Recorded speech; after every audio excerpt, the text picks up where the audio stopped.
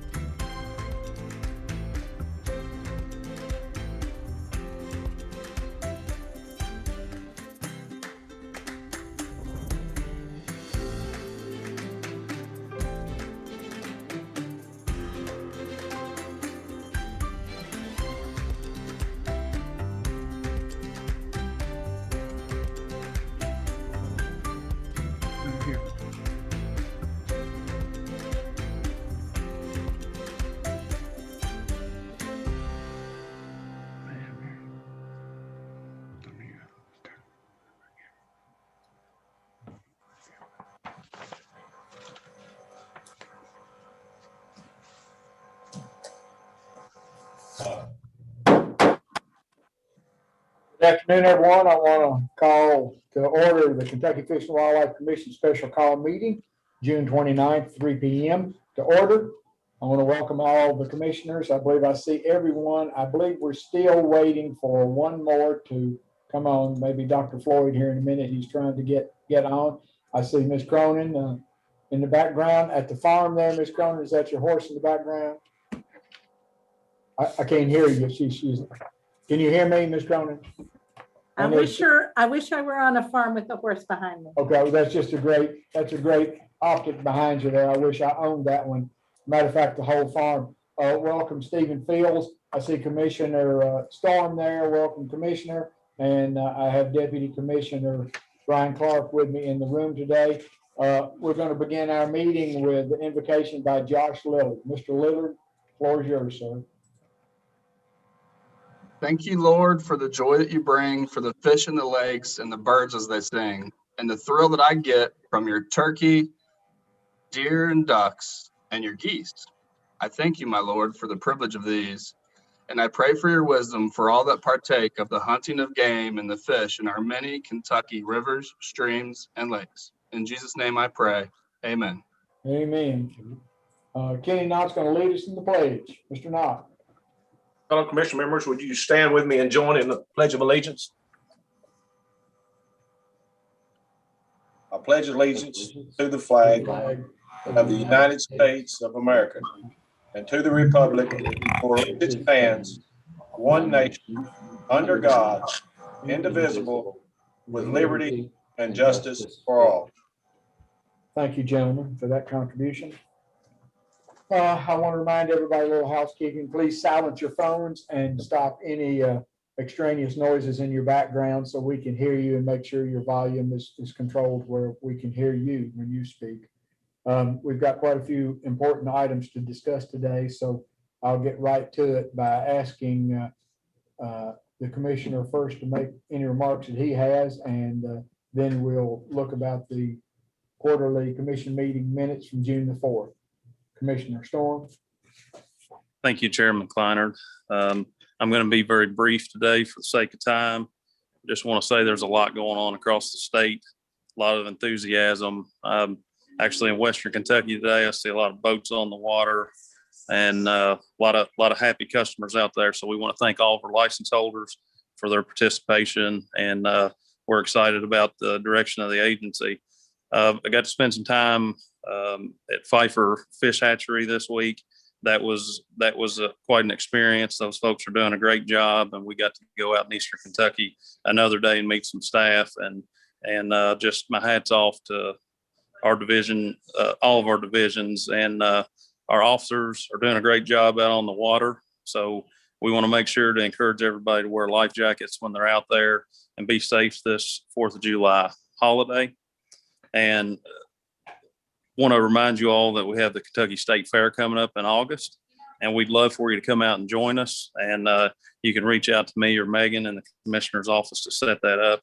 And tomorrow's the last day of our fiscal year, and we're looking good there. We came up short on some purchases this year, but I think that's across the board for individuals and for agencies. There's just a supply and demand issue out there. But I thank you for the opportunity to speak here today. Happy 4th of July to everybody, and God bless you, and take care. Deputy Commissioner Clark, do you have anything you want to add before we start into action items? I might just briefly mention, we've fielded several surveys in the last few months. One, an angler survey, another wild turkey hunter survey. And we currently have the male version of that going out, the male mode. And we also have a deer hunter survey, but it's focused on deer hunting effort and opinions. And so we're excited to be getting those responses in. We'll be analyzing those results. Wanted to just share, real pleased, real optimistic about the positive feedback we're getting. We're pretty consistent with where we've been historically in terms of satisfaction with our agency in terms of pursuing mission. And so really high ratings. We don't have final results yet, but just very encouraging results there. So very thankful for the high response rates we get from our hunters and anglers in the surveys, and just real pleased with the results there. Just wanted to share that. And we continue to actively seek sports people's opinions and get those in very substantial numbers. So helps us to drive our programs and really tailor our programs to provide opportunities for the public. So just wanted to thank our sports people, and also for the commission and the staff for doing a great job and helping us to stay focused on mission, and the public satisfaction with that is reflected. Good. Thank you, Mr. Clark. Before we go into the action items, I'd like for the record to show that all members are present. I can see them all. I can hear them all. And of course, we still have not filled the 6th district, but otherwise all commission members are present. The first action item we have is June the 4th quarterly meeting of the commission, the minutes, June 4th. Are there any additions or corrections to those minutes that you've been able to look over in your packet? Any corrections or additions to those? I'll entertain a motion to accept those Those I minutes. move we accept those minutes as written. Ross Wallace has made a motion to accept the minutes as written. Is there a second to that? Seconded by Paul Horn. Is there any discussion about those minutes or any additions or any other comments about the minutes? All in favor, please signify by raising your hand and hold it there till you count it. Thank you, gentlemen. That's a unanimous vote to accept the minutes. The second item on our action items today is to clarify a regulation concerning wake surfing. I believe we have Colonel Gibson with us. This is kind of an emergency thing they asked to put on the action items because of the trouble that they're having. So I'm going to let Colonel Gibson, if he's with us. Colonel, are you there? Okay, we're hanging on to the Colonel. I'm going to let the Colonel explain to everybody why we've listed this on there today, and we'll probably need a motion to amend KAR 301 KAR 6-001. So here in a minute, there's the Colonel. Colonel, do you want to explain to them about this wakeboard issue you're having? Yes, sir. I'd be glad to. I apologize for the delay. We had technical difficulties getting the laptop to connect. So the issue came before us recently from the Corps of Engineers. The Corps of Engineers brought forth a complaint that had been come across their desk where wake surfing was going on in areas that were considered no ski. No ski is not a no wake, but an area that is closed for skiing or tubing. The no ski areas that were specifically brought up were around rough, barren, no lint areas. Those lakes that we kept having the issue on that the Corps was complaining about, these people were receiving complaints that people were on their surfboard and using the boat in front of them to propel the wakeboard through the no ski area. So we looked at specifically at our regulations and how they address wakeboarding or wake surfing. And the regulation was a little bit absent of the proper language that it would take to enforce that violation. So the proposed amendment would be to 301 KR 6001. And we're talking about the definitions. In 20, we're asking for a word to be added to include the word wakeboard. So it would read water skis means rigid or inflatable skis, knee boards, tubes, wakeboards, or similar devices. And then the additional change will be in line 21. And that definition is the water skiing. 21 will read water skiing means the act of riding in or upon water skis while being towed behind a moving vessel or propelled by a boat's wake, or while riding in a boat's wake directly behind a vessel that is underway. And those are recommendations from NASBLA, the National State Boating Law Enforcement agency that we are participating with. Those definitions are just to help close down the loophole for wake surfing through no ski areas. We believe that by acting in this manner, it will be actually helpful to our sportsmen, because many of the other solution that was mentioned by the Corps was to make the no skis, no wake. And that would add additional idle areas to our lakes where fishermen would be impacted by having to idle through areas now that they're allowed to move at regular speed through, as long as they're not skiing or tubing is the only restrictions. So this change, we believe, would actually be helpful to the sportsmen to keep those areas as no ski instead of making them no wake.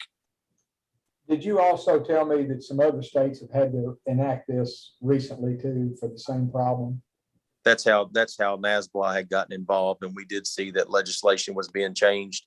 And actually, we got an alert this week from another agency in another state that was actually talking about the risk of this and being involved. So this is a kind of a trending item. This regulation was actually set to be renewed, and that's the reason for this timely action being put in. In our renewal process of each one of these regs, this reg came before me as an item that we needed to update, or at least notify that there were no changes to be made. And the timeliness of this issue coming before us in the past 2 weeks, and then having this definition change be able to resolve an issue, it was all just a timing matter of this regulation that was set to be renewed or would expire. Yes, sir. Yes, Mr. Morgan? Can you hear me okay? Yes, sir, I can. Yes, sir, I can. Well, I had a little technical difficulty when I started, but I'm on now. I heard that possibly that the Corps was thinking about making some of the lakes a no wake zone until this was addressed. Is that true? Yeah, that's the way that they, when they called, they talked to one of our district captains that is over those lakes, the area that's over those lakes. And that was how it come across to them, was a solution that one of the possible solutions was to take the no skis to no wake. And we felt like that would put undue burden on our sportsmen, our fishermen that were, just angling, and that they would have to go through those at an idle zone where they're not used to going through them at idle zone. And there's really no other reason for that change as far as safety is concerned. It was just to eliminate the wake surfing through the no ski zones. And that we have a very small, I don't think this is a huge problem across the state. It's probably just an isolated place or two that it's happening, but it should have been included. This isn't really changing anything. The definition as it was currently in place before this amendment just said that the vessel that you had to be being towed. And then once they dropped that rope, they were no longer being towed. And that was the issue. So the definition change was just basically cleaning up how we define their method of being propelled to include riding on the wake of the vessel that you're following there, instead of just having to have a hold of a rope before it's considered to being towed, so that it meets our current definition. So we're just kind of following the trend and keeping up. Mr. Knott? Well, all three of these lakes are in my district. And for the people that do not know, these lakes are made up of a series of creeks and river that come together.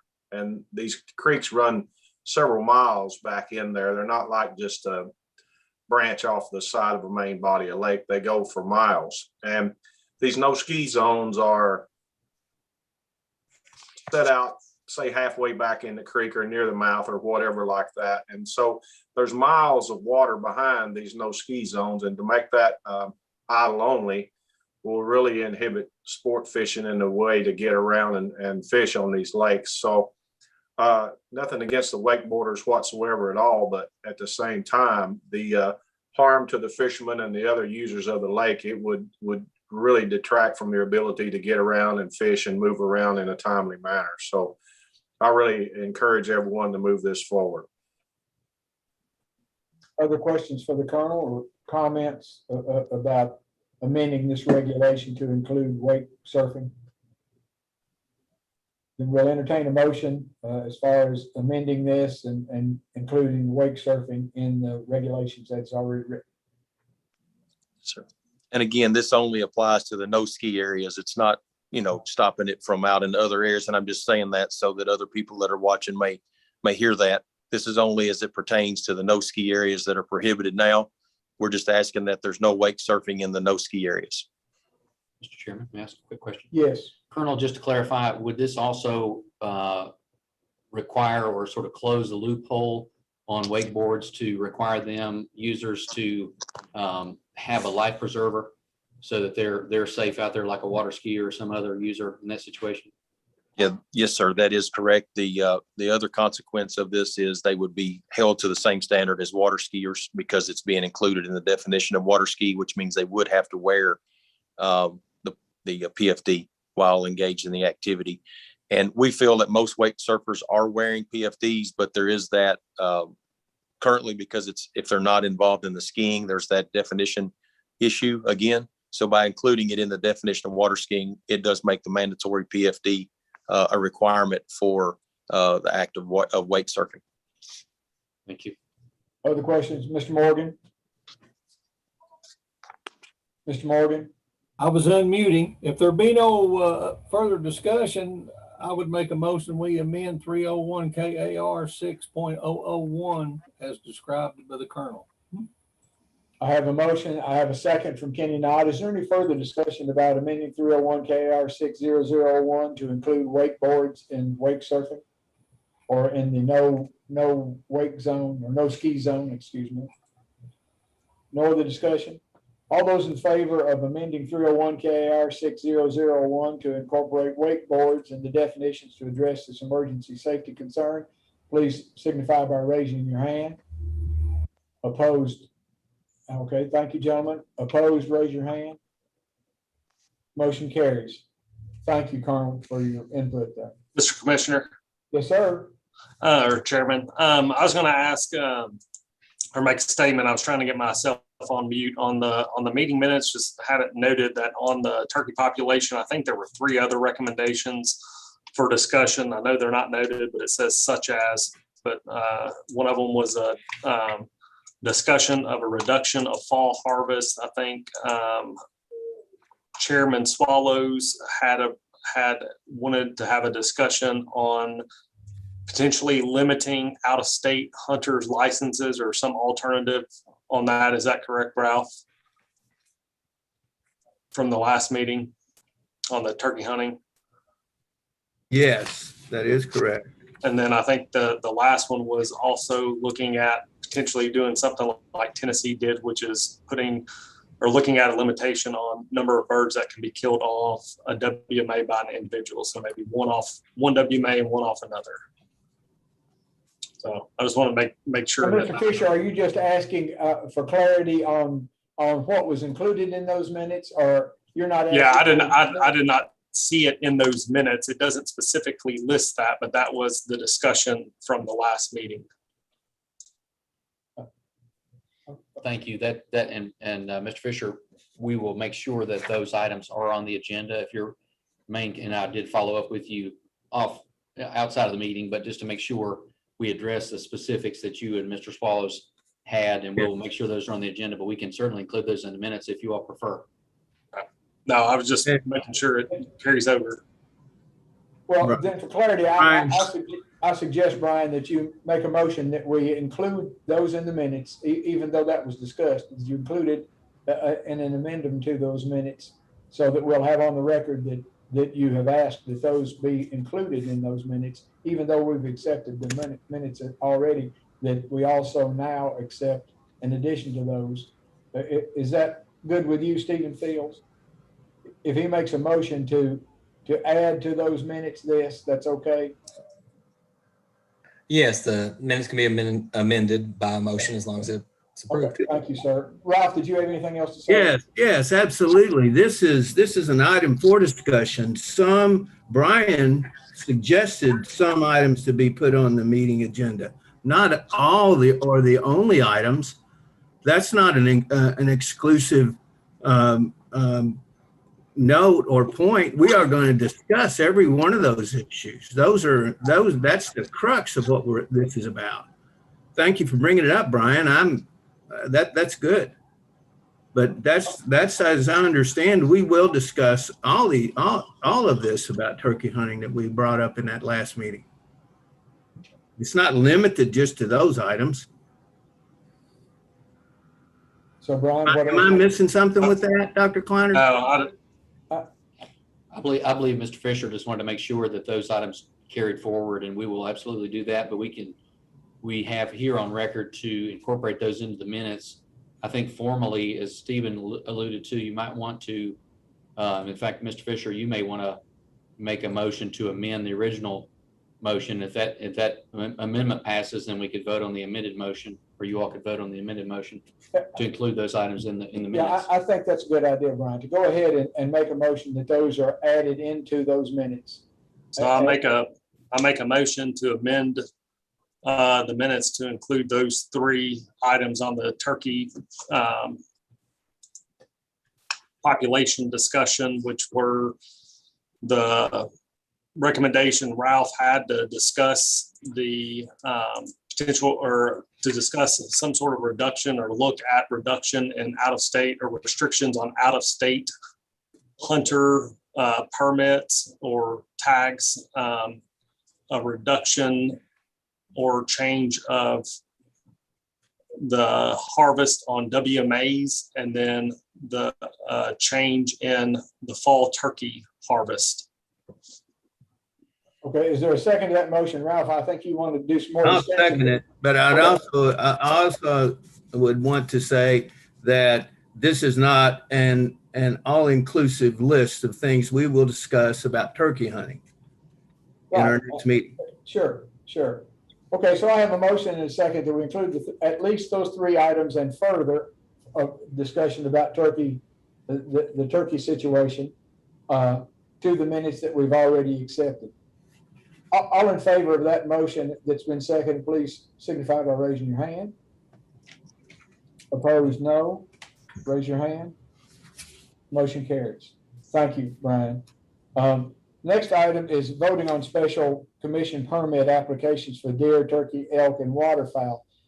But before and while I'm getting ready to read some update and some history on that for those stakeholders who may not know how this process works, you all need to be thinking about how many permits that we will, we have up to 10 that we can give, how many permits that we give, how we're going to vote, and then discussions and motions concerning those permits and how to vote. Before we do that, I want to read, I talked to Deputy Commissioner Clark, and we both agreed that we might want to clarify for some stakeholders how this process works and explain how it worked up to now. So I'm going to read a prepared statement that I and Brian Clark have gotten together for the commission and for stakeholders.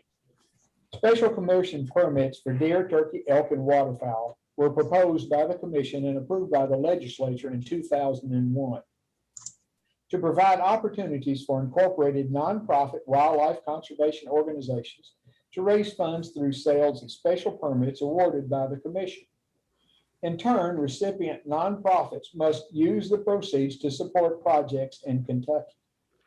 The applicable regulation, 301 KAR 3-100, provides specific qualifying criteria for the commission to use in evaluating applications. Qualifying 501c3 organizations must have stated purpose, that is, to conserve and enhance fish and wildlife resources, to provide opportunities for hunting, fishing, trapping, wildlife education, habitat enhancement, or related activities such as shooting sports, hunter and angler education, and training, boating, etc. According to the regulation, funds must be used for projects proposed to further these goals. In 2020, based on feedback from many applicants and legal staff who reviewed the applicants for compliance with requirements and regulation, we promulgated amendments to the special commission permit regulation to clarify the requirements, eligibility among 501c3 nonprofits, and the application process. Legal review and qualifications. The department's legal counsel, supplied by Tourism, Arts, and Heritage Cabinet, receives, catalogs, and reviews applications for compliance with the requirements in state regulations. To ensure the legality, consistency, and equity of the applicants, the commission's office staff and other staff of the department are not involved in reviewing or qualifying those applications.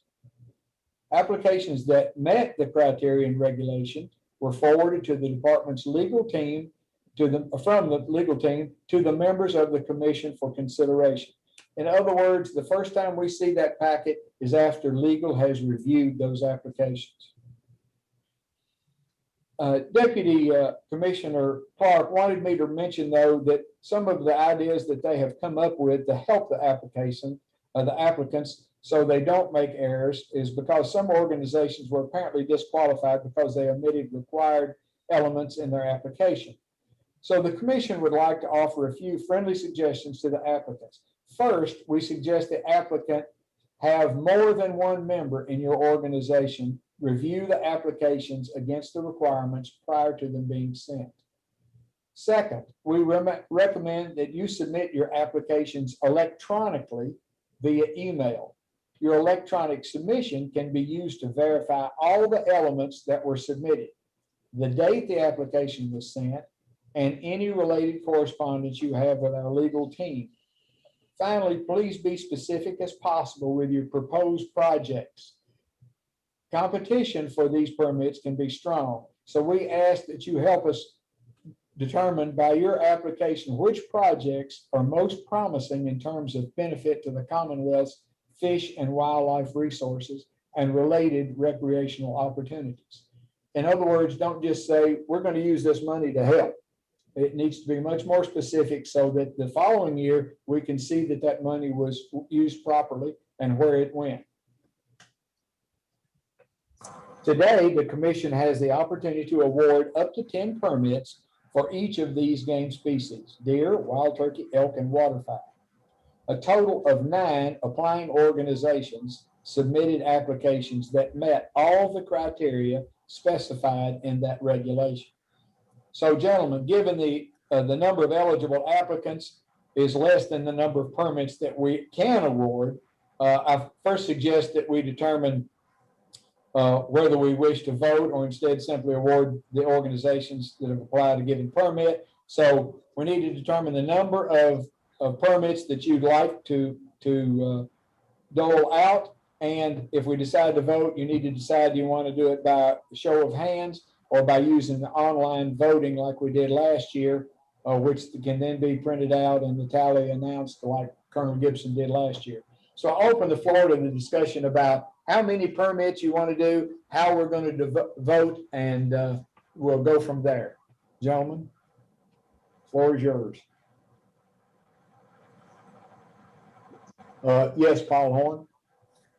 Mr. Chairman, I discussed with Stephen Fields the number of applications, and since we only had 9 qualifying elk applications, 9 qualifying deer, 8 waterfowl, and 7 turkey, I make the motion that we award 9 elk special commission permits, 9 deer, 8 waterfowl, and 7 turkey.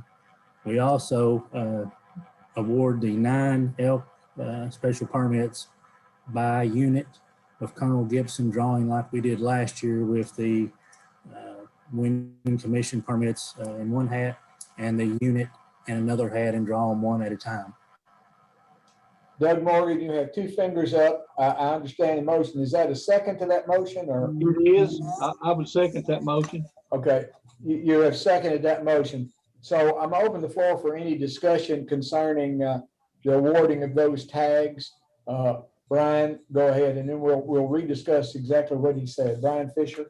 I just want to make sure from Stephen that he has vetted it, and these are all these applications of all the applications we got. These 9, 8, 7, 7 are the ones that were vetted by you, and these are all legal according to KRS. That everybody's dotted their T's, dotted their I's, crossed their T's, and that there's no issues there. That we have done we've done our due diligence, and we're not voting on anybody that shouldn't, and not voting on somebody that should have.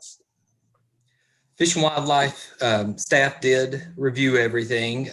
Beth Frazee is our program coordinator for special commission permits, and she did the initial review, and I, as Fish and Wildlife's attorney, reviewed her initial review, discussed the items with her, and we determined which ones were disqualified based upon the disqualification factors. Our review does not involve a quality of project assessment in that regard. So as far as what the projects are proposed, we didn't get into that. It's just whether or not they supplied all the required documents, qualified as a 501c3 nonprofit conservation organization, and whether they completed their application in that they answered each question. The quality of those answers are not a disqualifying factor, though. Mr. Lillard, I think you had a question for him. Does that satisfy you, Brian, that his answer? Thank you. Mr. Lillard, you had a question, I think. I did. I just wanted to know for the elk specifically, will that, if they're awarded a commission tag, will the awardee be able to pick the zone versus us assign a zone? It will be by choosing out of the hat, Josh. In other words, last year, we put all the zones, all the candidates in, and then pulled out and matched the zone to a candidate. So it's by random drawing. We don't assign, and they don't get picked. It's totally random. But would it be okay if they were just able to hunt any zone, considering we're trying to make them, profitable for the organization and put stuff back into fish and wildlife for the sportsmen and women. Gentlemen, you all want to answer that? I think that's a discussion among yourselves. I don't believe Mr. Fields can answer that. I think that would have to be a discussion item and an action item because we voted 2 years ago to make the commission tags by a zone. So it would have to come before an action and a vote. Okay. Okay. Other comments for Stephen Fields? Mr. Fields, I'd like to ask you a question. Did you notice since the department kind of came up with some suggestions like sending in everything both in a hard copy and by email, and then you've kind of got proof that you've sent everything and a time, you've got a time stamp on your emails. Was there any significant disqualification that you saw repeatedly that you might be able to share with those applying next year that might avoid them being disqualified? In other words, of 7 that were disqualified, did you find 5 of them with the same violation? The most common issue concerns are that some of the supporting documents would inadvertently be left out. I know there were a number of otherwise qualifying organizations that we had just hiccups with getting the documents to us. That's the most common issue we had this year. Also, just completing the application is sometimes one that causes problems, and somebody will skip one of the answers or will fail to sign the application itself. And so we really have to dot our I's and cross our T's on these. It is a financial benefit, and so we have to kind of really strictly construe the reg as it's written. So you would concur that it would be a good idea for more than one person in the organization to vet the application before it's sealed up and sent, then, I guess, like Deputy Commissioner Clark suggested, have more than one person vet it. Absolutely. It's these simple mistakes that have disqualified more applications than actually not being eligible. And so also, as you stated, an email copy is also good, because even after the fact, once you send it, if you start worrying about, did I have this document, you can check your email and verify. We are happy to get 6 copies of your application. It isn't going to hurt anything. As long as they're here by the deadline, we will sort through them. So feel free. Mr. Swallows. Yes. Thank you for mentioning that, Mr. Fields. These are our partners in the field. These organizations are doing the work on the ground of the Kentucky Department of Fish and Wildlife, and these are important to these organizations. And there are very deserving organizations that are missing an opportunity because maybe they missed a box or they didn't send a form that they've sent several years before. I think, and I want to make this recommendation, that we make every effort to help them complete the process completely, even though it is their responsibility.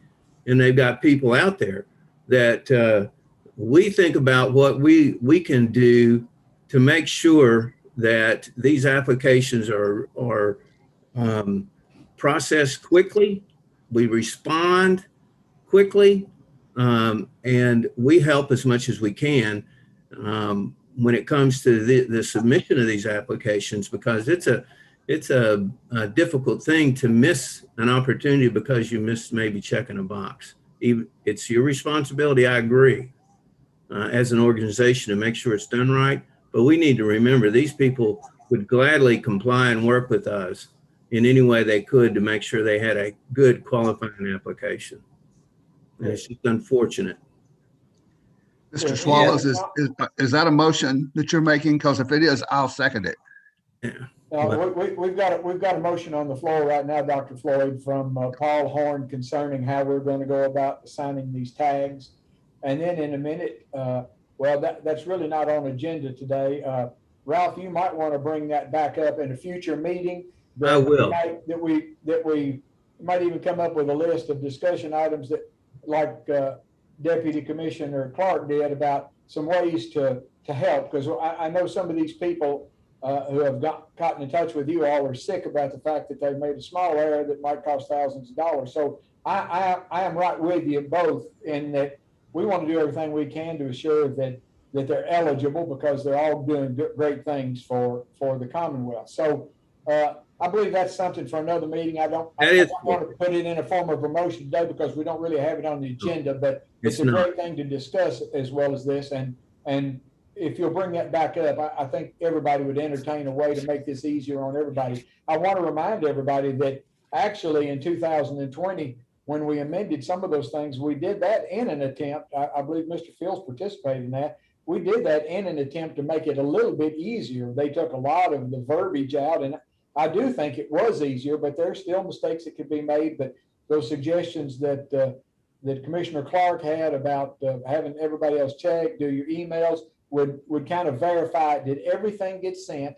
Did we send it in a timely fashion? Two of us looked at it to make sure everything's there. But Ralph, I think your point and Dr. Floyd's point are well taken. And if you'll bring that up at another meeting where we can really discuss it, we won't try to discuss it or make a motion on that, because it's not on our agenda today to discuss that. I agree. That's good with both of you. If there's no further discussion about that item, I'm going to ask Paul if you would to repeat your motion instead of my repeating it, so that for clarity and completeness, everybody will understand exactly what your motion is. Would you care to repeat that? Thank you, Doc. With the number of qualifying applications for elk being 9, deer being 9, waterfowl being 8, and turkey being 7, I make the motion that we award 9 elk, 9 deer, 8 waterfowl, and 7 turkey special commission permits. With that we assign the elk special permits, the 9, by zone, like we did last year. We have 6 huntable zones. So those zones are put into a hat along with the 9 awarded applicants. We randomly pick out one name with one zone. Once we go through all 6 zones, we put the 6 zones back in the hat again, and we redraw the remaining names with those zones, just like Colonel Gibson did last year. Thank you, Paul. All in favor of that motion, please signify by raising your hand. Did we get a second on that? Oh, I'm sorry, I didn't. Thank you. Thank you for calling that, Ralph. Who seconds that motion? Doug Morgan, thank you. had already said. Now, let's do a show of hands again. All in favor of that motion, please signify by raising your hand. Thank you, gentlemen. Any opposed? Raise your hand. Motion carries by acclamation. Thank you, Paul, and thank you, Ralph, for pointing that out. I jumped over the second there. Okay, well, congratulations, all those who applied. For those who were disappointed and didn't, hopefully we'll be able to get you straightened out for next year and give you some help that will help make sure everything is in compliance. Chairman Kleiner, may I? Yes, go ahead. We do have an item on the agenda later to announce the winner, so I can go Yes. print that and bring that in for you to announce. Sure. That's right. Some people are not familiar with the 9 who were chosen to have been eligible. So we'll read those in a few minutes, and we'll also go through the process of assigning zones when we get Mr. Gibson back in here near the end of our discussion items. Which brings me to those. Our next item on our agenda today is a discussion item about the elk permit quotas for 2022.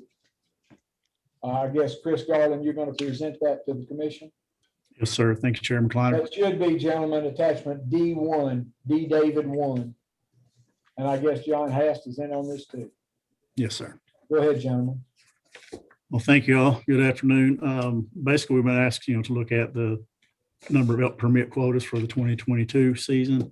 And given the nature, of our research, ongoing research, the Wildlife Division would recommend keeping those elk tag numbers at 594 through the 2023 hunting season to allow for collection of consistent data needed to drive our 5-year SPR models for Kentucky elk.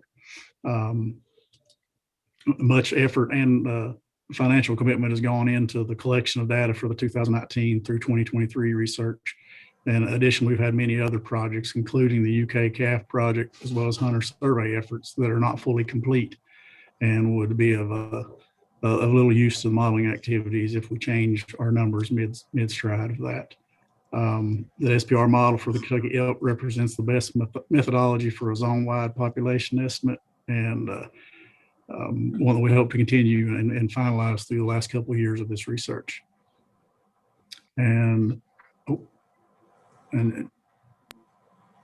don't know if there's any questions or discussion from that, or if John had anything else to add.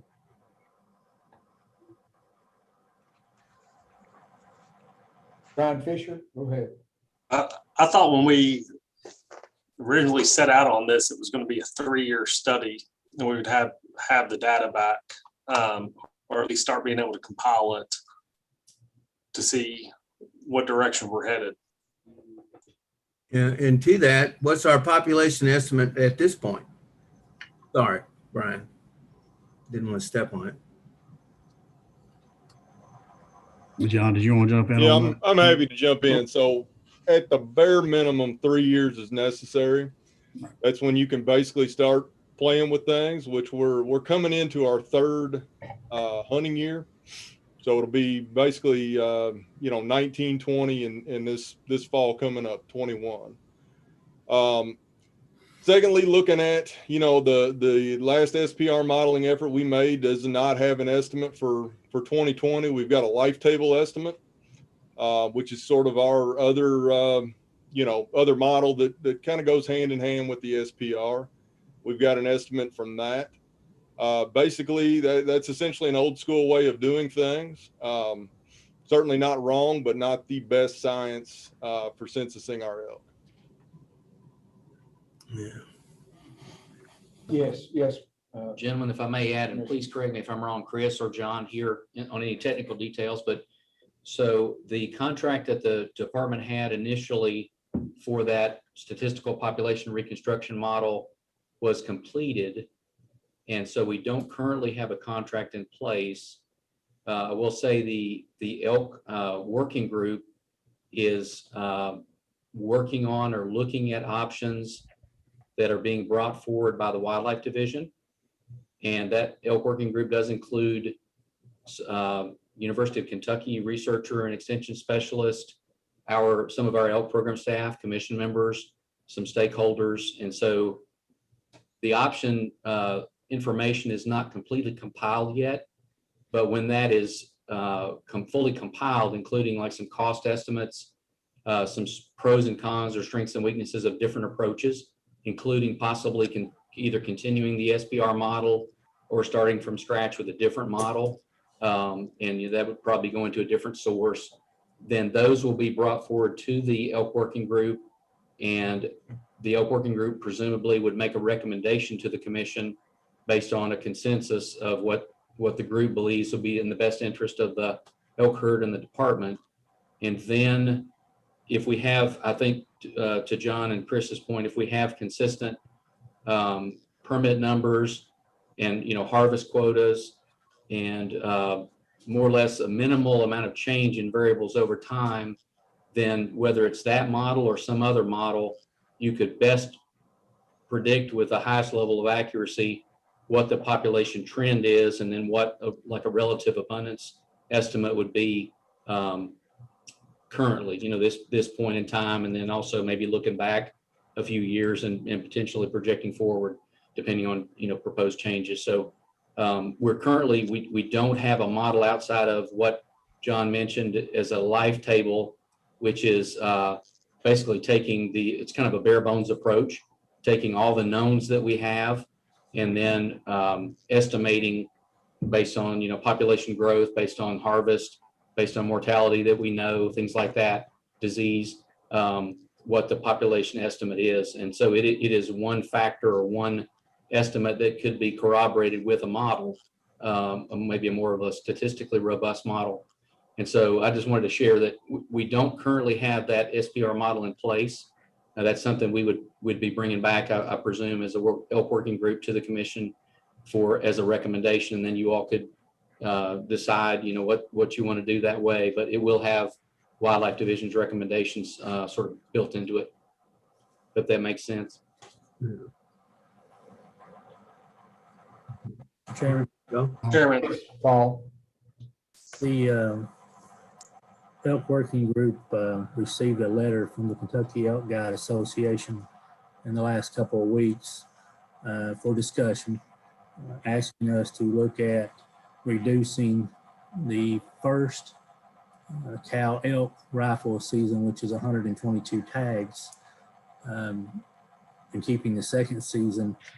With that, they've made a recommendation that we haven't talked about as the Elk Working Group yet, as allowing that first cow rifle season to be a continuation of the either sex archery season because of the overlap in deer season and elk cow season being overlapped by 2 days with rifles.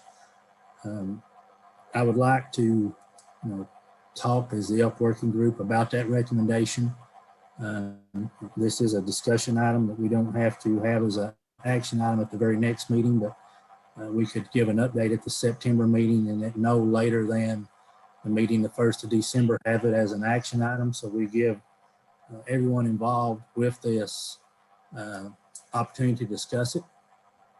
when is the cutoff date for decision on 2022 elk drawing numbers? When do we have to have that done? We've always tried to have it done by January 1st. When the I thought it was January.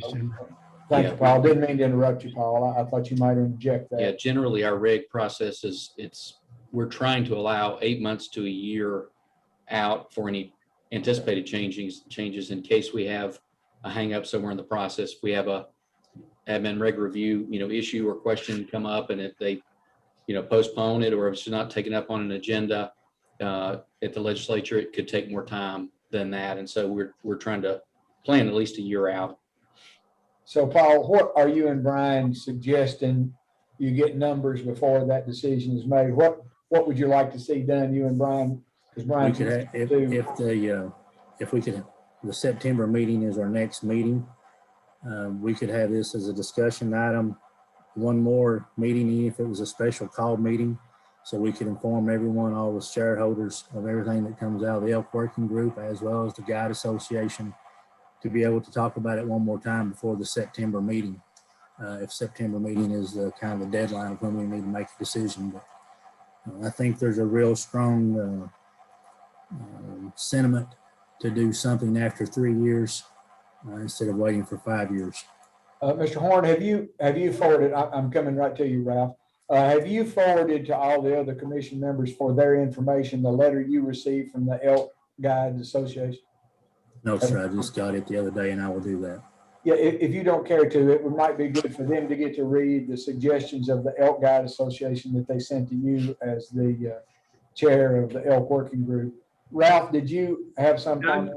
I just want to say in reference, and I'm not on the Elk Working Group, and that's not a factor, but I was on the commission and voted for the investment and the collars so that we could get adequate numbers when we had all the issues about whether we have 15,000 or 6,000 or however many thousands we have elk.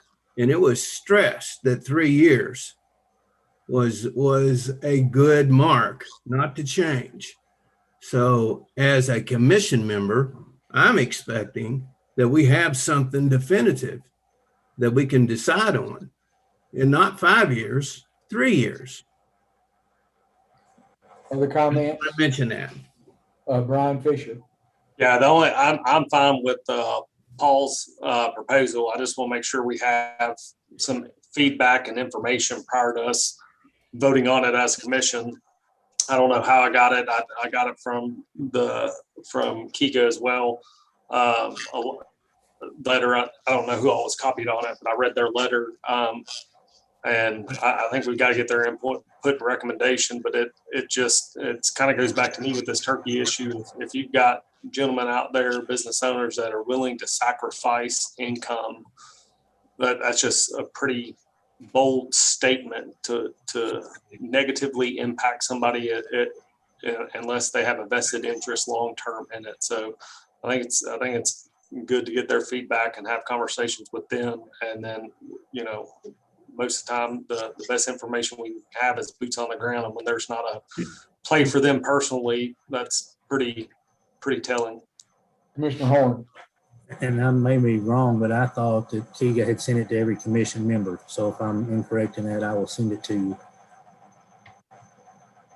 Mr. Floyd or Dr. Floyd, did you get a I letter? sure did. I got it and I read it. I would have to agree that if somebody's willing to take a drop in income to do what they perceive is right, we ought to take them seriously.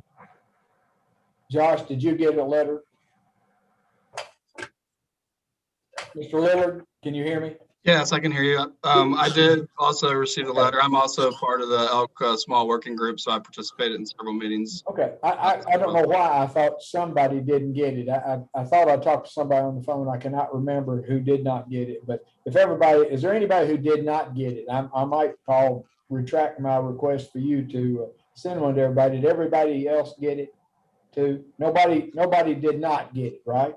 Okay, good. So you can read what Kega said. Yes, Commissioner.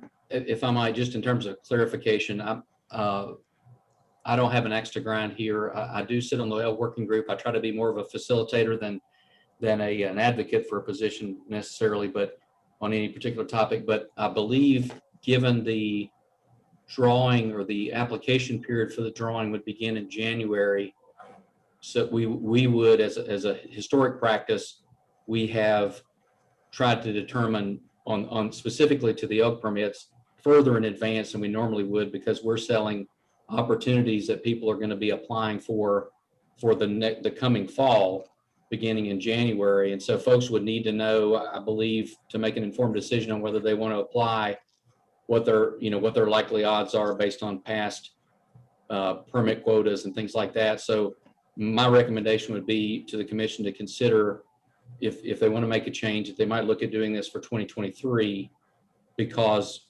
if we make changes in mid-stride and they go into effect before then, it could appear disingenuous to the people who are applying, like permit numbers change and that kind of thing. I'm not sure we could make that work any earlier than 2023. So I just wanted to mention that. I believe in 16 and 17, we voted on those numbers in December.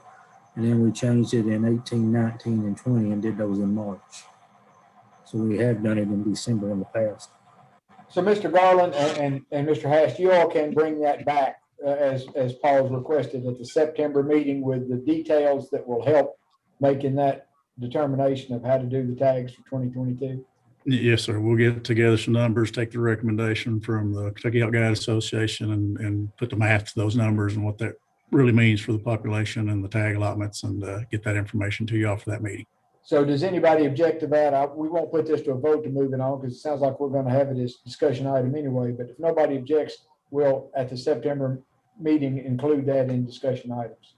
Is that good with everybody? Nobody objects to that? Yes, Paul. I was just gonna say, if we have to have it as an action item by September, we could have another meeting as it is a discussion item and move it forward to the September meeting as an action item. That's why I was asking about the time constraint. I don't believe there's anything that says we have to have it done by September, right? If it doesn't, if we could do it by December, we'd have one more meeting. If we discuss it in September, we'd have one more meeting. That way we'd get more input from stakeholders too. We'd give them a little bit more opportunity to reply to or give theirs. We know what Kega thinks, but it'd be nice to hear what sportsmen think too at September, between September and December on the vote in December. If that's agreeable with the members. It's fine with me.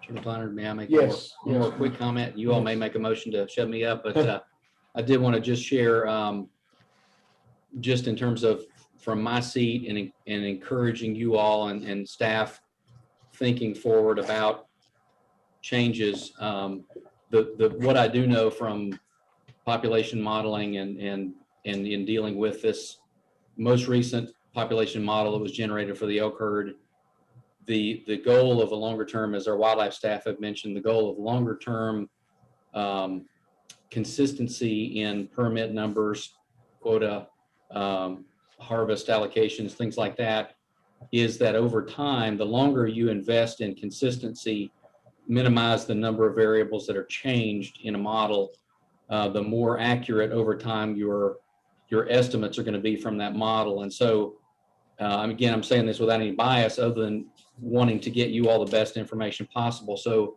if we were to change something significant, like numbers of permits allocated, numbers of elk that could be harvested, hunters on the ground, things like that, that could wind up in 2 years or 3 years if we have a different model approach or the same model approach that's selected and put on contract. You could wind up with the same situation where your confidence intervals for your estimates, your population estimates for elk are very, very wide. And albeit there may be a different composition of the commission then, but there may be the same consternation where you feel like you paid a lot of money, you got a model, but your range of the 90% confidence level is between 5 and 25,000. And if you change that with some frequency, that will never change for you. In other words, the population estimates will never get better or more accurate or more precise.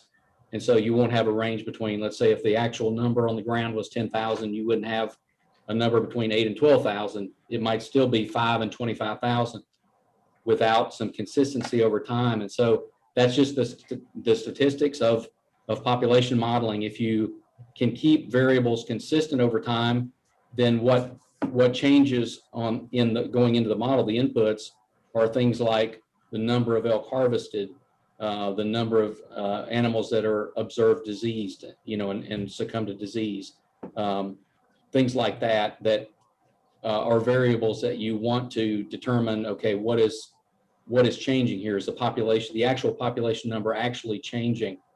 And so your predictive ability, the capacity, the accuracy of the model to predict the actual number or estimate the number on the ground gets better and better and better over time with minimizing changes. And I'm not saying that to be a stick in the mud. I'm just letting you know that's how that's going to work. And so if you do change the quota or quotas by permit type and the whole mix of hunter efficacy on the ground, the success or harvest rate based on methods and things like that, and the absolute number of permits available, in 2 or 3 years, I suspect you'll have the same very wide confidence interval on the estimates. And Dr. Hast has a PhD in this kind of thing, and he worked on population modeling for his PhD and can much more aptly describe that to you. But I know from my own graduate work and coursework and in some modeling work that is the case, regardless of the model type that you pick or the department recommends, the Elk Working Group recommends. So I'll say that and shut up and just encourage us to think about that, and also for the Elk Working Group to take that into consideration. Thank you. Thank you, Paul, for your all's work with the Elk Working Group. And Kenny, did you have, Kenny, go ahead. I see your finger now. Well, my only little simple other observation of that is simply down on the farm, if you've got 250 cows and you shoot 125 of them, or you don't shoot 125, when you have 250 cows or you shoot them down to 125, you'll generally, with the 250 cows, have more calves on the farm. You just simply do. You have more cows more calves next fall. Okay. Any other comments? Yes, Ralph. I just want to clarify. I have a tendency to be animated about some things, and I just remember all the consternation when we discussed this. The commission came to an agreement. We came to the agreement on the numbers. We were going to hold it for 3 years. We're coming to that, and at the end of the 3-year period, we should be having some kind of model come in place. So the expectation is there for those of us who were on the board at that point and made the decision and to continue and move along with that. That doesn't mean that, we have to have we know exactly the number, but we should be able to have a general idea after 3 years with no changes in the tracking that we're doing with the collars where we are. Is that just an unreasonable request to come forward with? And I know this is a discussion item, but again, now, the first thing that I saw in this attachment was it was 5 years. And that's That's not what we discussed at the time when we were making those decisions. And that's my point. So, I'll stop there. Okay, so I think Mr. Garland and Dr. Hast, you all know what the challenges are for the September update, and so they can make an educated decision. So with that, I'd like to move on to alligator gar study update. If there's no further discussion on the elk permit quotas, I believe they've got the message of what you all would like to see. David Dreves, take it away, sir. Thank you, Mr. Chairman.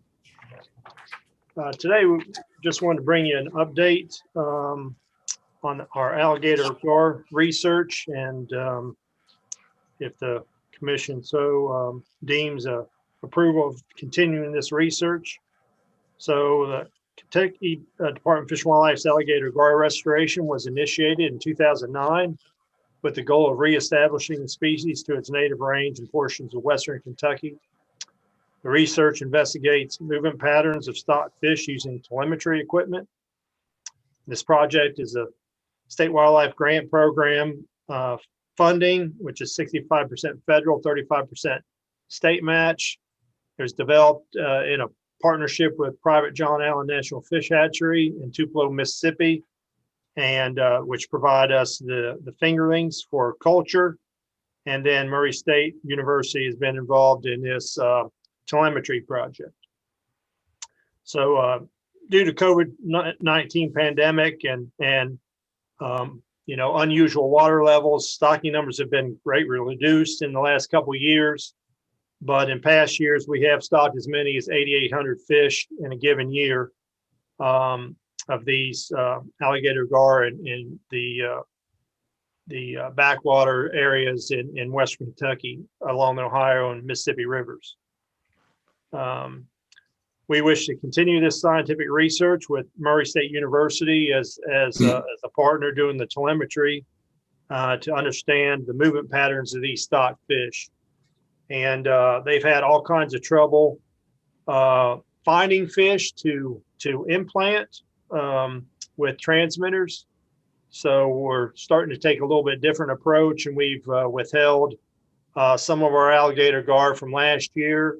And so we have, we'll have 20 to 40 fish ready to stock this later this summer that will be of a size that they can use for these transmitters. And we'd just like the approval to continue with this research. So even though this is a discussion item, if I'm understanding this correctly, we still want to acknowledge and vote or approve the continuation of a 2009 project. It's been going on since 2009, or give the commission give their blessing to the continuation of it. If I may, the Murray State University part of the contract started in 2019. So it's been 2 years, and this would be a renewal of a 2-year contract. Okay, and what's the amount of that contract? It's a $25,000 contract. So, and I will tell you, in previous years, they were supporting a graduate student, and I understand that this year they will not be. So the expenditures likely will be lower than that $25,000. But that's is that our part, or is that the total part? So we've got 35% of that. That's the total part, sir. Okay. Now, Kenny Knott, go ahead with your question, sir. I was wondering when it says alligator gar study here, I see a lot of gar and stuff out in the lake or stuff, but are we talking about two different gar here, or are we talking about the same fish?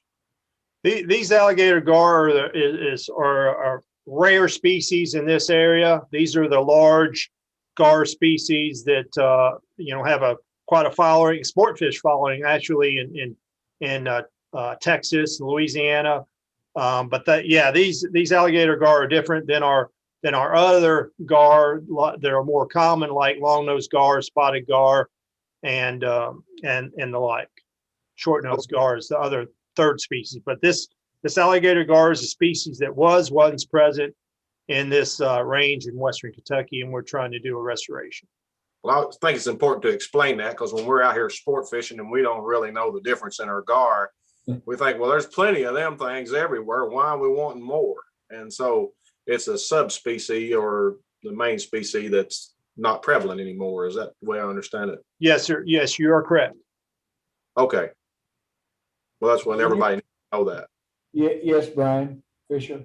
I was going to ask Dave if these species are subject to getting harvested by bow fishermen, if they're like Moscar and they hit the top on, come up to the surface at night, and if that contributes at all to the issues with these studies, or if we're seeing any of that. I mean, if we're trying to restock them when that sport's popular, then We're actually, yes, they would be subject to bow fishing pressure.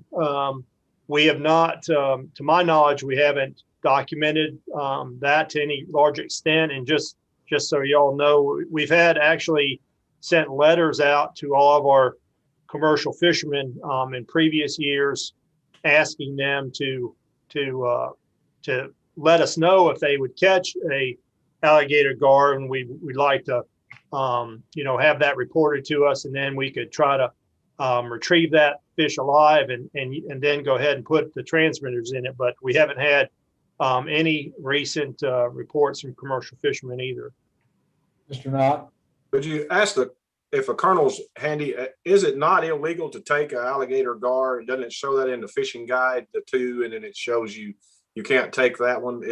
Am I right about that? Yes, you're right. It is legal. It is illegal? Yes, I believe it's illegal. I'll check right now. But Well, I know the other day, and I was surprised by that, but I did see that. Ralph, while he's looking that up, do you want to make a comment? Would it eat Asian carp? Yes, they do eat Asian carp. Little bitty ones. Well, bring them on. Yeah, the guide says that lake sturgeon and alligator gar may not be harvested statewide. Okay. Probably a little education to the public might be in order there, I would think. It'd be good to go ahead and pass it, because just make a flyer with what Ralph said, that they eat Asian carp, and everybody make sure of it before they release an arrow. Yeah. Any other questions for David about this issue? I'd entertain a motion from someone to go ahead and approve the passage on of this ongoing research. Kenny Knott, go ahead. Also move. So I have a motion that we move this, continue this research as it's been going for some time. I have a second by Josh Lillard, I think. Is there any further discussion on it? All in favor, please signify if you're in favor of this by raising your hand. Thank you, gentlemen. Opposed, raise your hand, please. Motion carries. Thank you, David. The last thing we have on discussion items is the Lake Carnico. I believe this was originally brought up by Mr. Morgan. And who's going to discuss that? Dave, are you discussing that also? Yes, sir. Okay. Doug, was this the one that you brought up? If I may, I would like. Okay, let me let Dave speak first, and then I'll get your discussion. Hang on just a minute. I'm completely fine with Commissioner Member Morgan. Go ahead and state he had reports of the concerns about this, so I imagine I'll go ahead and let him. Okay, now Doug, fire away, sir. Okay, well, Lake Carnico is a 114-acre lake in Nicholas County in my district. It's a beautiful little lake. It's like I say, 114 acres. It's not very big. It's got houses all the way around it. It's been developed. It has a board that oversees it. And that board has been good enough to let the department oversee the fisheries in the lake. So we do the enforcement and all that, but that's good. And I had Lieutenant Earlywine accompany me, and we went and toured the lake and spoke with some of the people that live there and spoke with some of the board members.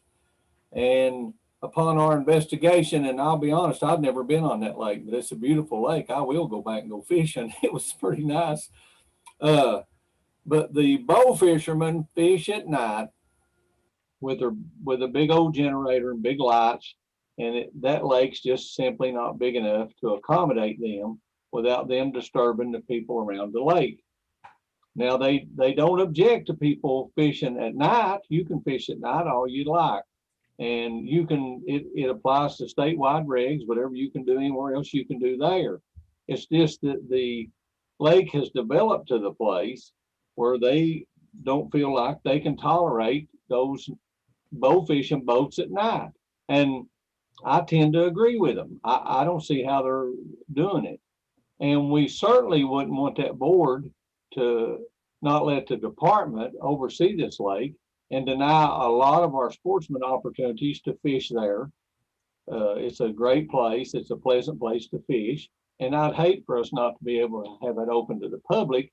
So I would like to head this off at the pass. So when this comes back up, we can go into it further. And I'm sure Dave's got some comments he'd like to make over the grass carp. The department stocked grass carp in that lake, and they're certainly being bow fished, I would imagine.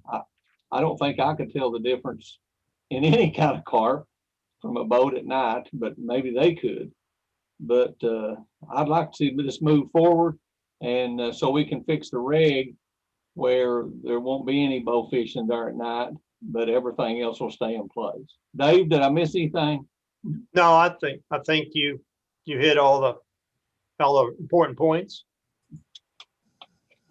Any questions? Any questions? Oh, go ahead, Brian. I see you up there now. You're kind of in the dark there. I can hardly see you. There you are. Woo! A little far away. Can I ask who owns the lake and who has the right of way to use of that lake? The board oversees the lake, and I'm not sure how you become a stakeholder in it. I guess you just buy a lot on the water. They have some houses that are not right on the water, but all the stakeholders own the lake, and they invited the department to be over the fisheries forum. So they giveth, they taketh away. You know, they don't have to. It's a privately owned lake, and they do have a public dock that they let the public come in and use the lake. Other comments or questions? I might point out a few things to consider. As Commissioner Member Morgan mentioned, we have had a little bit of issue in the past with bow fishing of our stocked grass carp. Some of you members may remember, I think it was in 2018 that a proposal was brought forward to outlaw bow fishing for grass carp on state-owned or managed lakes, but there was a concern that, you know, identification problem at night was a concern. So that regulation was never moved forward. So that certainly is a concern that really hasn't gone away. That we have a concern of bow fishing of our grass carp. Obviously, we don't want to pay money and culture grass carp and stock them to control vegetation and have people shoot them. Another thing I might point out is that we do have a regulation currently, and this regulation would be in 301 1410, which is our non-traditional taking a fish by non-traditional fishing methods regulation. That's where this is regulated. We do have a regulation that outlaws or doesn't allow trot line, jug line, or set line in certain waters. And one of those is state-owned lakes or managed lakes less than 500 surface acres. So there is a way that we could add in that bow fishing into that, but obviously that would have the ramification of eliminating bow fishing at all lakes less than 500 acres that we own or manage. So you may not want to do that. Alternatively, we could simply add Lake Cornico as an exception, a lake that would be prohibited from bow fishing in this same reg if you wanted to go that route. So Dave, is then your proposal to get with law enforcement and with legal and come up with either an amendment or an addition or a new regulation and then bring it for an action item next time? Is that what you would do? I can bring whatever pleases the commission, be honest with you. We don't really have a position. It's a trade-off whether we want to eliminate bow fishing at all those lakes. Or do we just want to make a special regulation that's just as for Carnico? There's pluses and minuses to both. Brian Fisher. So I make the recommendation, we as commission move it on as is. And my thought process is I don't want to come in and make rules on lakes that we have the autonomy over to allow anybody we want. If there is a board over a lake and they can come in and shut down our access, then we probably ought to listen to that board. But if you come in and just shut down access to everybody hunting or bow fishing on a 500-acre lake, then you're taking away opportunity. So it's a quid pro quo type thing here where we potentially lose all access if we don't restrict it at the board's approval. So I would be for that if we don't have access to that lake under any other circumstances. If they were to come in tomorrow and vote and say, hey, we're going to remove public access, then I think our best move is to do as they say. Doug? Yeah, that's correct. I mean, I'd hate to lose all the access and opportunities we have now just over bow fishing at night. Like I say, you can still go there and fish at night. And I'd like to see it moved on. And something else that me and Dave talked about, and even a biologist or two, we might want to look at some of these places where we turn these grass carp loose. It don't make much sense to me to put money in them and put them in a place where they can be harvested. That's not a very good investment. And these managed lakes can decide on their own, like Commissioner Fisher said, and make a decision for themselves, and they won't get harvested. So Commissioner Swallows, move it on. It's boats and lights, right? That they're objecting to. Excuse me, Ralph? It's boats and lights. It's the lights also, correct? Sound and lights. Yeah. They're I'm sorry? I mean, they're generators on, you've seen them. Yeah, I've seen them, but I'm thinking, I want to make sure. I mean, those lights are unbelievable on some of them setups. Yeah. But maybe it's restricted to boats with battery only, no generator things or something of that nature. Well, the board wants to protect their grass carp that the department put in there to manage the vegetation. And they don't want the nuisance of the generators and the lights, so they want to eliminate bow fishing. All right. Well, then that would mean it's kind of hard to bow fish without a light at night. So I got you. I just wanted to clarify and make sure I understood. So I'm in agreement with what Brian was. What be the pleasure of the commission? You want to move this on? Yes. I don't see any objections to moving on. Okay, let's move this on to the September meeting then. Okay.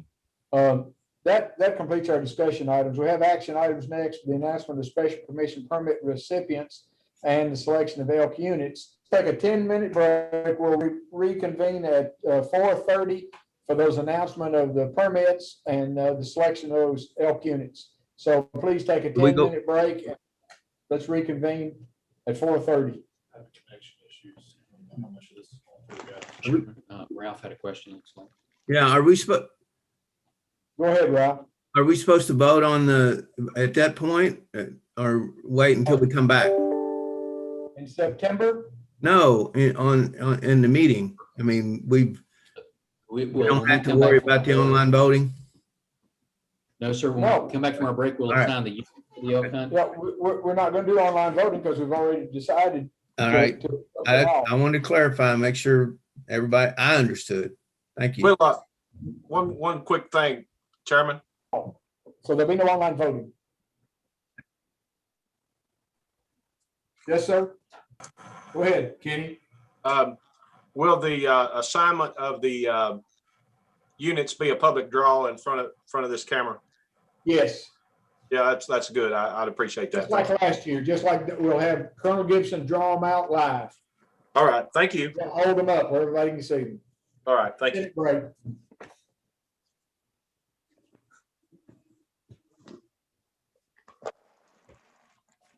Gabe, do I'm completely locked. I can't do a thing. we need to advise anybody to beware that they may be on sound? Yes, just make that statement. Okay. This screen is- Members, if you all can hear me, just beware. You may want to mute your microphones or step away from your computers if you need to take a break, because sound may be still continuing. Thank you.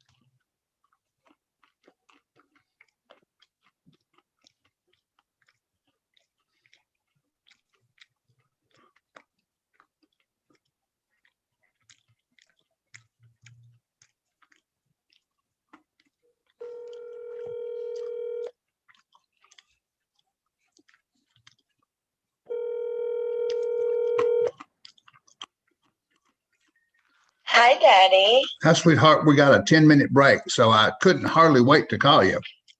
Oh, I'm so excited. We had Hey, such a Dr. good Floyd, phone your call with mic is that still on. hotel director of, he is he works for a hospitality group and they own a ton of hotels. Dr. Floyd, you might name it.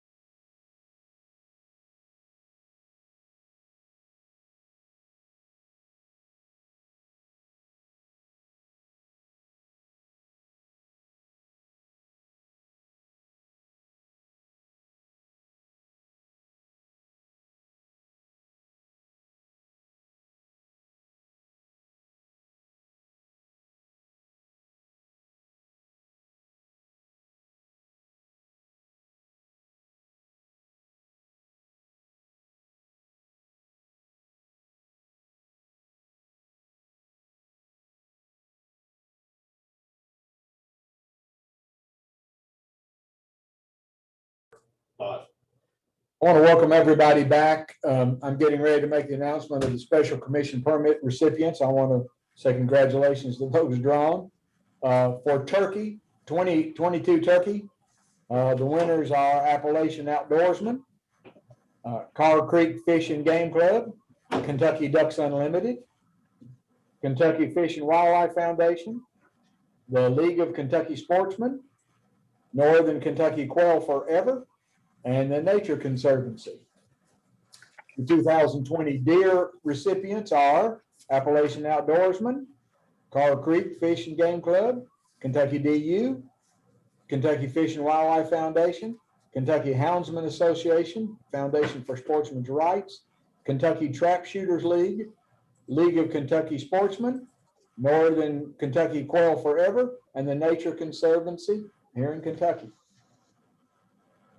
The 2022 waterfowl recipients are Appalachian Outdoorsman Association Incorporated, Carr Creek Fish and Game Club, Kentucky Ducks Unlimited, Kentucky Fish and Wildlife Foundation, Kentucky Trap Shooters League, the League of Kentucky Sportsmen, the Northern Kentucky Quail Forever, and the Nature Conservancy here in Kentucky. The 2022 elk recipients are Appalachian Outdoorsman Association, Carr Creek Fish and Game Club, the Kentucky Ducks Unlimited, Kentucky Fish and Wildlife Foundation, Kentucky Houndsman Association Foundation for Sportsmen's Rights, Kentucky Trap Shooters League, the League of Kentucky Sportsmen, Northern Kentucky Quail Forever, and the Nature Conservancy. Now we're going to have the selection of the elk hunting unit assignments. Colonel Gibson, like he did last year, is coming forward to help us today. He'll be assisted a little bit by Mr. Brian Clark. He's going to pull the name out and then the unit they'll be hunting and hold them up for all of you to see. Colonel, you may begin. Yes, sir.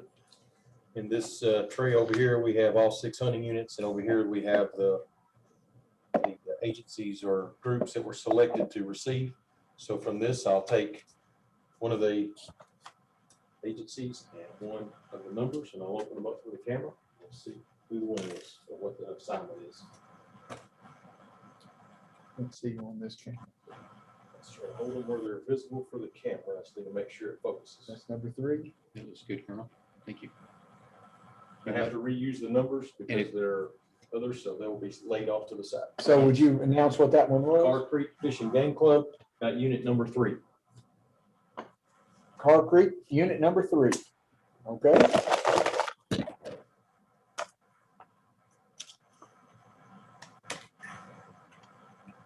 Number 5 is League of Kentucky Sportsmen. League of Kentucky Sportsmen, unit 5.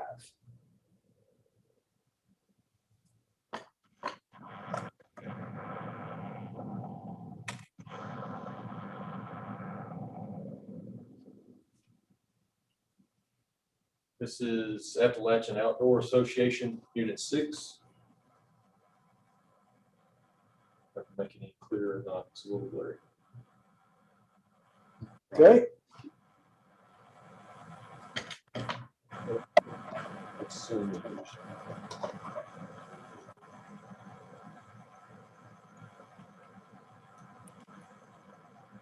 The group is Kentucky Ducks Unlimited, and it is Unit 2. Unit 2.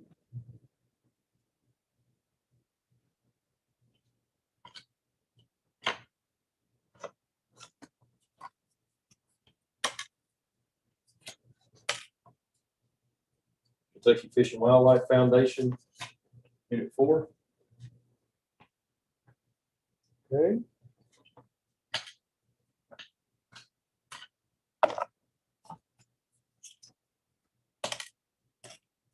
Kentucky Trap Shooters League, Unit 7. Unit 7. Sorry, get it where you can see it. Kentucky Trap Shooters League, Unit 7. Thank you. I have to fold these back up and put them back in the container so that I can continue the draw.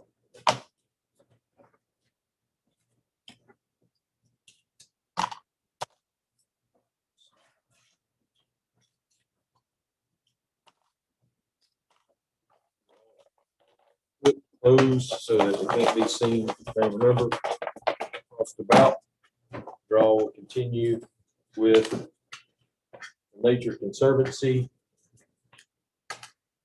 receiving Unit 2.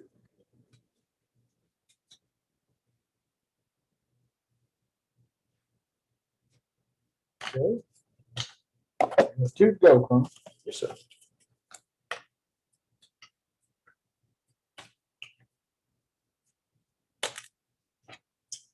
Northern Kentucky Quail Forever, Unit 6.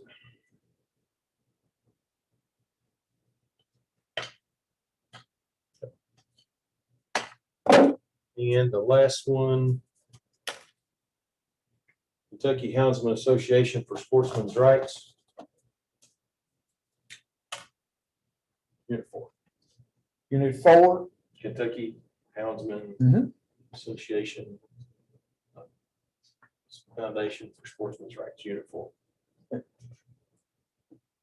Thank you, Colonel. For clarity, I want to read those back to everybody if they didn't catch it the first time.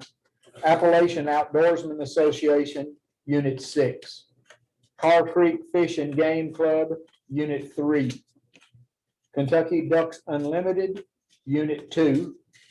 Kentucky Fish and Wildlife Foundation, Unit 4. Kentucky Houndsman Association Foundation for Sportsmen's Right, Unit 4.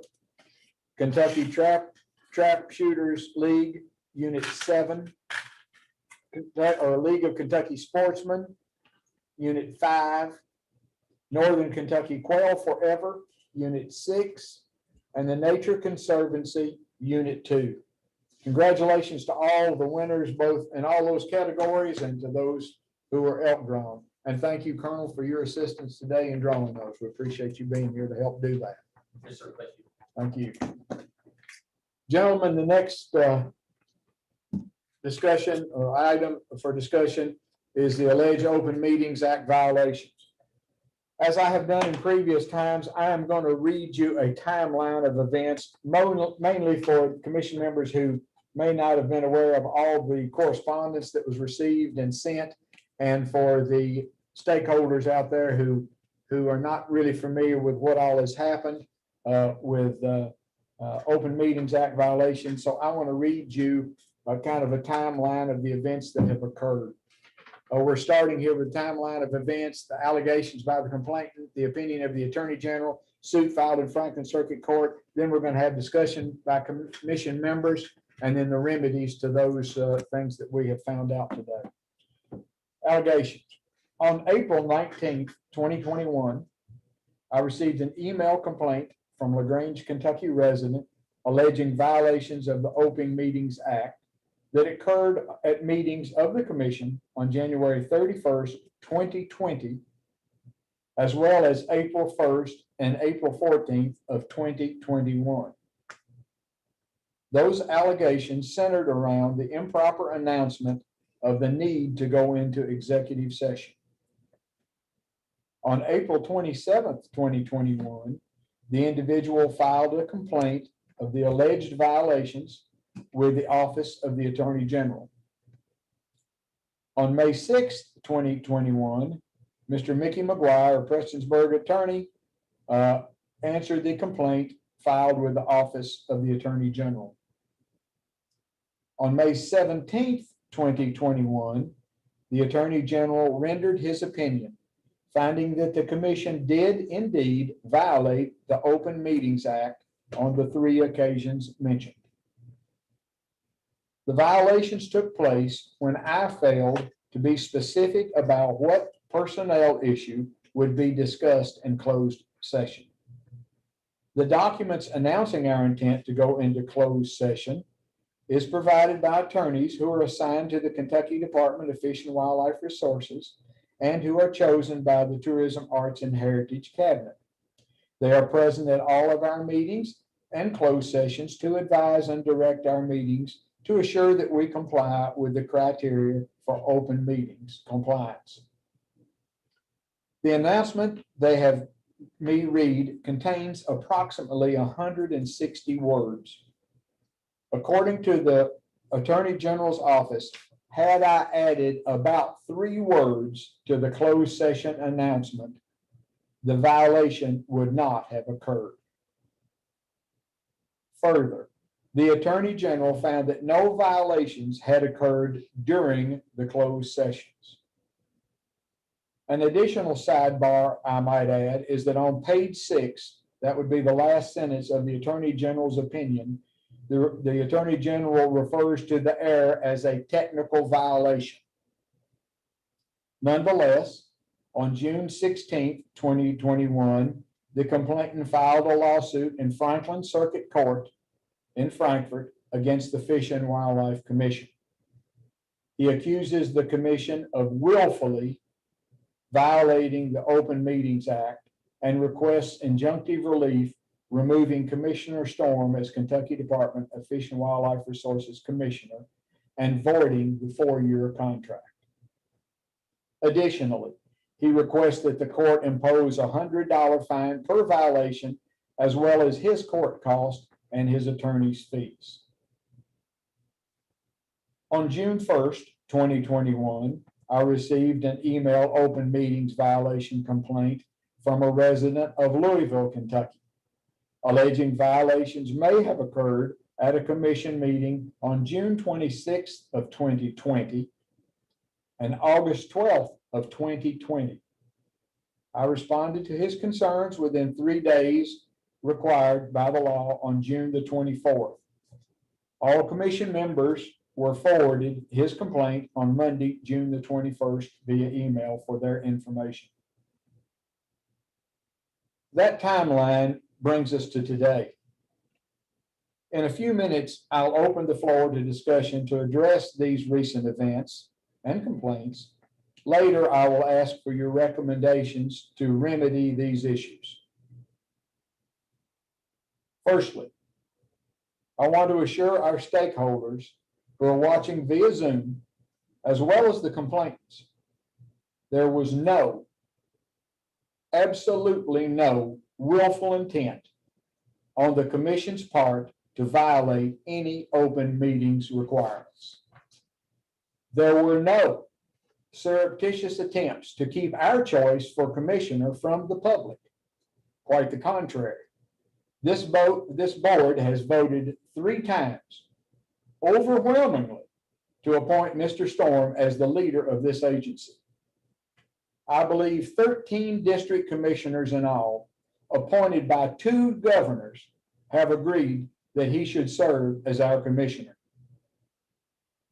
The commission acknowledges and accepts the finding of the Attorney General, and for the technical violations we have committed, we are truly sorry. However, as I have previously mentioned, our actions in these meetings are monitored and directed by the attorneys chosen by Tourism, Arts, and Heritage Cabinet. And in the future, we will strive to assure that legal counsel better direct our efforts in conducting our business in these meetings. Speaking now personally, I do not believe for 1 minute that these complaints are generated from a sincere desire to see that our meetings were conducted according to proper procedures. I believe the complaints are subversive mechanisms aimed at the removal of Rich Storm by any means for duplicitous, self-serving purposes. Now I'm going to ask for the comments of other district commissioners concerning these allegations and the situation that now exists. And I'm going to go right down the roll. Since I'm the 9th district commissioner, I will next ask for comments, if he has any, from 8th district commissioner Doug Morgan. Mr. Morgan, you have the floor, sir. Can you hear me, Mr. Chairman? Yes, sir. Go ahead, sir. Well, Mr. Chairman, I'd just like to say that I'm not an attorney. I'm not a biologist. I'm not an actuary. I'm not any of those things. What I am is a sportsman. I'm 67 years old.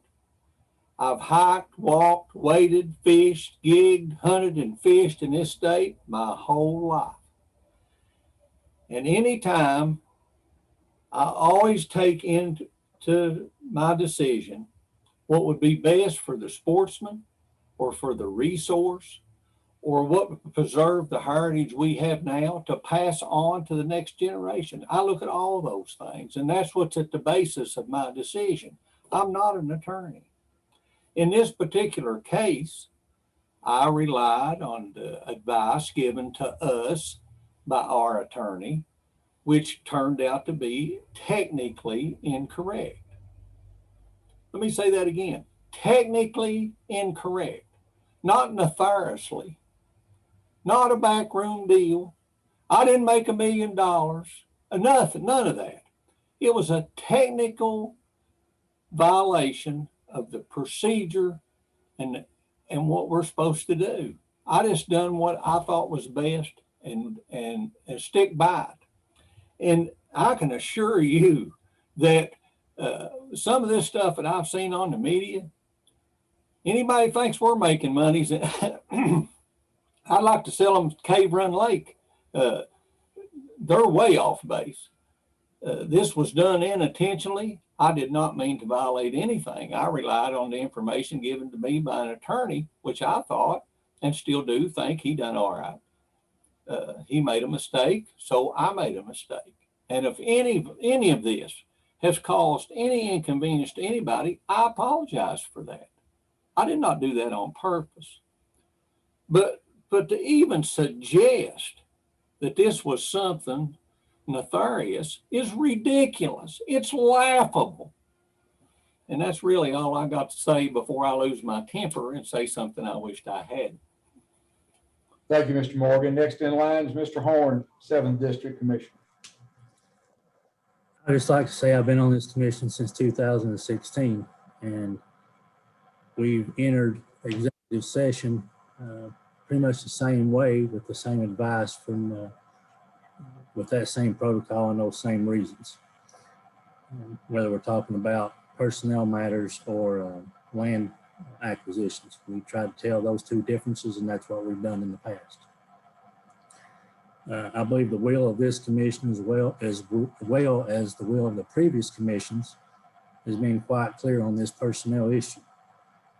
We voted several times, as you have mentioned, that we want Rich Storm to be the commissioner of the Department of Fish and Wildlife. I believe he's done the job in the past. He's qualified and he's done an excellent job. And that's my comment. Thank you, Mr. Horn. 5th District, Mr. Lillard. Yeah, I just would like to mention, since I've been alive, there's only been 4 commissioners here in the 5th District. We had Kevin Bond before me, Jimmy Bevins before him, and then before that was Dr. Rich for 30 some years, all of which that I've known and worked with. And during, I guess, the last 20 years, where I've really been paying a lot of attention to what's going on, Rich Storms really struck me as an individual that is of high character and a really good resource for the Commonwealth. And all that I'm trying to do is to help the sportsmen and women of the Commonwealth. And I feel like, as Brian mentioned two meetings ago, there's a lot of stuff that's coming up that I really don't have time to deal with, nor do I want to deal with.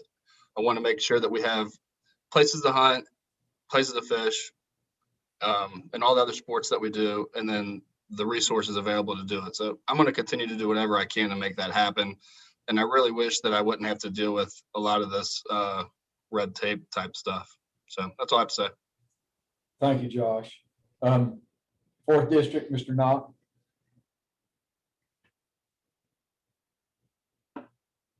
We cannot hear you, Kenny.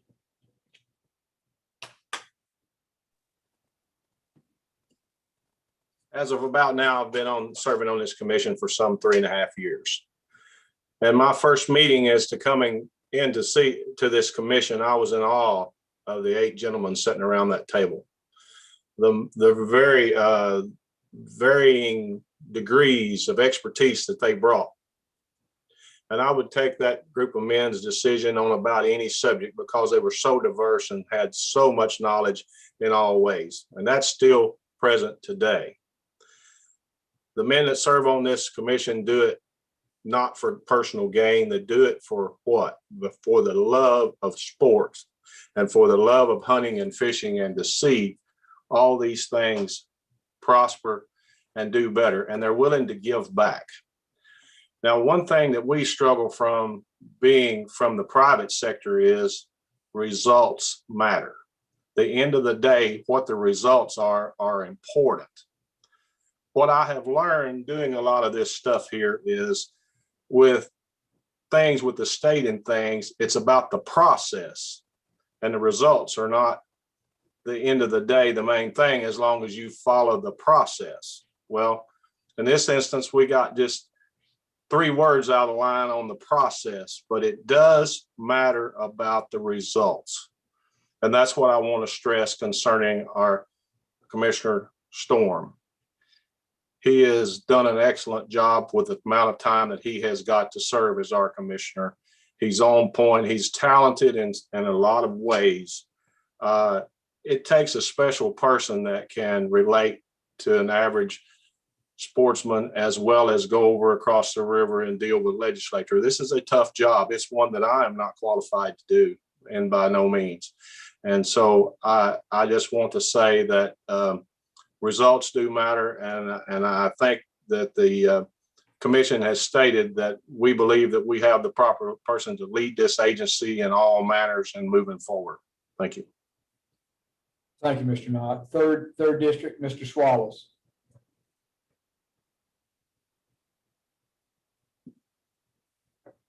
We can't hear you, Mr. Swallows. Can't hear you. All right. There we go. Like everyone else, I volunteer my time to serve as 3rd District Commissioner for the Kentucky Department of Fish and Wildlife. And my job is to represent my district, take their voice, their concerns to the department and represent them. I feel like we have a powerful opportunity to grow through the adversity of what's happening right now. We, as a commission, have come together as a unified body to, and with votes of confidence for Rich Storm and his ability to lead us through this time. And I look at what's happened with all the adversity, with the way business is conducted. Our meetings are now on YouTube. Everybody can look at these meetings multiple times, find any kind of irregularity that could come up. But there's no effort to hide anything. And we, as Doug Morgan said earlier, took the advice of our attorneys when we went into this session, these closed sessions, and there was nothing willful in anything that we did to withhold anything that we were doing for the business we were conducting. So I look at how we communicate with the public. Our agendas are available. We're accessible. We're having town hall meetings all across the state. And I think as a commission, with Rich Storm as our commissioner, we're doing a great job at representing the state of Kentucky. I think those who oppose us have an agenda to control the narrative about what we do and how we do it. The communications that go out and the articles that are written. And I think they will continue to do that regardless of what decision is made. I think that we'll continue to be opposed. We'll continue to fight these types of things. And I don't expect that to go away. I wish I could be more positive, but I think they are determined to continue to oppose regardless of what happens with the latest filing. There'll be another one to come somewhere along the way. So I want to urge my fellow commissioners to continue to serve and do the job that we're supposed to do and also continue to support our Commissioner, Rich Storm. I think he's done a great job. He's accessible to people. He has an open door policy. And I think that with all the adversity we've faced as a commission, great things are happening. And we need to focus on the positive and not the negative of what's being accomplished, and let the chips fall where they're going to fall. I'm proud to serve on this commission. Thank you, Mr. Swallows. Second district, Mr. Fisher.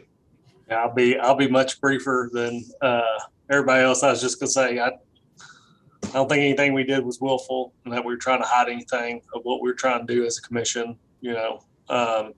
I would like to see us get back to be able to represent the sportsmen and women in our district. I've got lots of things on my agenda that I've been talking to the second district about, and I'd like to see them through. And my time's coming to an end, and I'd like to be able to keep accomplishing things for those men and women in my area. Thank you, Mr. Fisher. Dr. Floyd. We can't hear you, Dr. Floyd. Cannot hear you. Can't hear you.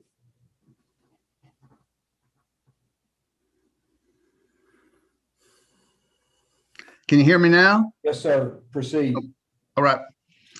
I've been on several boards, and each time when we've gone into executive session, whether we discuss litigation, personnel, land acquisition, or whatever, we've just basically just said that.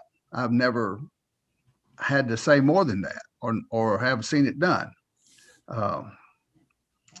Apparently we have to do more than I'm told, and we made that mistake of going into executive session without doing that, but we made that mistake in an honest fashion because we just didn't know. There was no willful attempt to hide anything from anybody. When we voted on April 1st for Mr. Storm as commissioner, I recused myself because I didn't know Mr. Storm at that time. I've made it a point to spend time with him and have gotten to know him pretty well since then. And I can say if I were to vote today, or if I vote in the future, I'll be voting for Rich Storm. I think he's able. I think he's affable. I think he's the man for the job. Thank you very much. Thank you, Dr. Floyd. I appreciate all of your all's comments, and I hope the sportsmen and women out there that have heard your comments hear several different things. First of all, your overwhelming support of Mr. Storm. The passion in your voice is about your concern for the stoppage of moving forward of the commission because we're putting out these fires. And we're going to talk in a few minutes about the expense of putting out these fires and what most of us consider really non-merited, structureless complaints. And when we can't move forward, we can't get things done for the sportsmen. I also think that from their voices, everybody can ascertain that we do not feel like there was any willful intent on our part or our attorney's part. Because the attorneys have provided us for years with this, I do not think any attorney got up in the morning and gave us the statements that we read as we go into there. So I don't think our attorneys were willful in doing this any more than I think we were. It may have been a technical mistake of leaving out 2 or 3 words of 160, but I certainly don't think we can blame our attorneys, nor do we blame the commission for allowing these violations to occur. I've already said that we're sorry that they were made, but certainly I do not think it rises to the level of the desire of the complainant to do what he wants to do. Which brings me now to the discussion of the remedies that we have to look at today. If you'll look on your sheet, that's the next discussion item or the next action item. To discuss the remedies, the plaintiff's remedies, as I have mentioned before, in the Franklin Circuit Court and to the commission, he is asking for the dismissal of Rich Storm as commissioner. He wants to void the 4-year contract with Mr. Storm. And he wants to start a new search for a commissioner from more candidates. and his filing with Franklin Circuit Court, the complainant additionally requests that fines be levied against the commission, as well as paying for his attorney's fees and the court costs to be covered. So gentlemen, we are to the point now that we have to consider his remedy because he's filed this in Franklin Circuit Court and he has sent this remedy to me and he feels like this is the best thing to do. So I'm going to open the floor to your all's discussion and any action you want to take on his remedies. Gentlemen? Well, Mr. Chairman, Yes, Mr. Knott. I think this would be the fourth time that we've come to this point during me being on this commission here to appoint Mr. Storm as our commissioner. So I think I would move that the commission, pursuant to House Bill 394, authorize the chair to seek a mutual agreement with Mr. Storm to terminate his present contract on June the 30th, and with his acceptance, appoint him Commissioner of the Kentucky Department of Fish and Wildlife beginning July 1st, 2021, for 4 years at the same rate of compensation and conditions set forth in the April 14, 2021 contract. I think that's the way that we can remedy this, by going back with a new contract here and starting from July 1st forward and see if that will not remedy the situation from the actions in April. I don't think we did anything wrong, but and I'm like Mr. Morgan said, I'm not an attorney. It's way above my pay grade on all these little technicalities, but just trying to get through this and move forward. And for the naysayers out there, I just want to tell them we're not weak-minded. We're not quitters. The people on this board have the backbone and stuff to see it through. And I hope that these actions will stand going forward. Thank you. Mr. Morgan, you have a second to that motion. He has made a motion. Do you have a second, or you want to discuss his motion? Well, I have a point of order, and that would be, would you like to discuss the remedies suggested by Mr. Richards first and then deal with this, or would you like to deal with this and then discuss the remedy for Mr. Richards? Yes, thank you for your point of order. Mr. Knott, what you're discussing now is actually item number 2. How should the commission deal with the present employment and contract of Mr. Storm? We're discussing at this point the plaintiff's remedy and how to deal with his remedy. So his point of order is well taken. If you can hold that motion, we really need to deal with the plaintiff's remedy first. So his point of order is well taken. And as far as we're now dealing with the plaintiff's remedy. So if you will hold your motion concerning the commissioner, I think we need to deal with the plaintiff's remedy. So your point of order is taken, Mr. Morgan, because that's the present discussion. So Mr. Knott, if we can get you to hold your motion until we deal with the plaintiff's remedy first. Absolutely. I didn't see a difference in the two. I did. That's okay. Well, we've listed him here on the agenda as number 1 and number 2. We first need to deal with answering the plaintiff's remedy, what we want to do with his remedy before we talk about what you want to do in lieu of Mr. Storm's contract. So, Mr. Morgan, go ahead, sir. Well, Mr. Chairman, to settle the remedy, I would move that the commission reject the remedy suggested by Mr. Richards for the removal of Rich Storm and to begin a new search with additional candidates. Is there a second to that motion? We have the other motion presently on hold with Mr. Knott because we're dealing with number 1 here, the plaintiff's remedy. Mr. Knott, are you seconding that motion? Yes.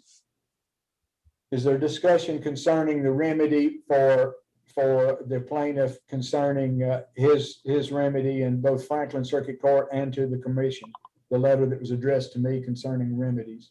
You want me to read those remedies again? Do you want that for discussion, or do you all, everybody understand the remedies suggested by the plaintiff? Everybody's good with that? So we have a motion and a second to reject the remedy suggested by the plaintiff, who has taken this to Franklin Circuit Court to dismiss Rich Storm, void his 4-year contract, start a new search for commissioner from the candidates, and the request for a fine be levied against the commission, as well as covering his attorney fees and court costs. Mr. Morgan, I took the liberty to include all those, assuming that you want those in that motion. Is that correct, sir? I did.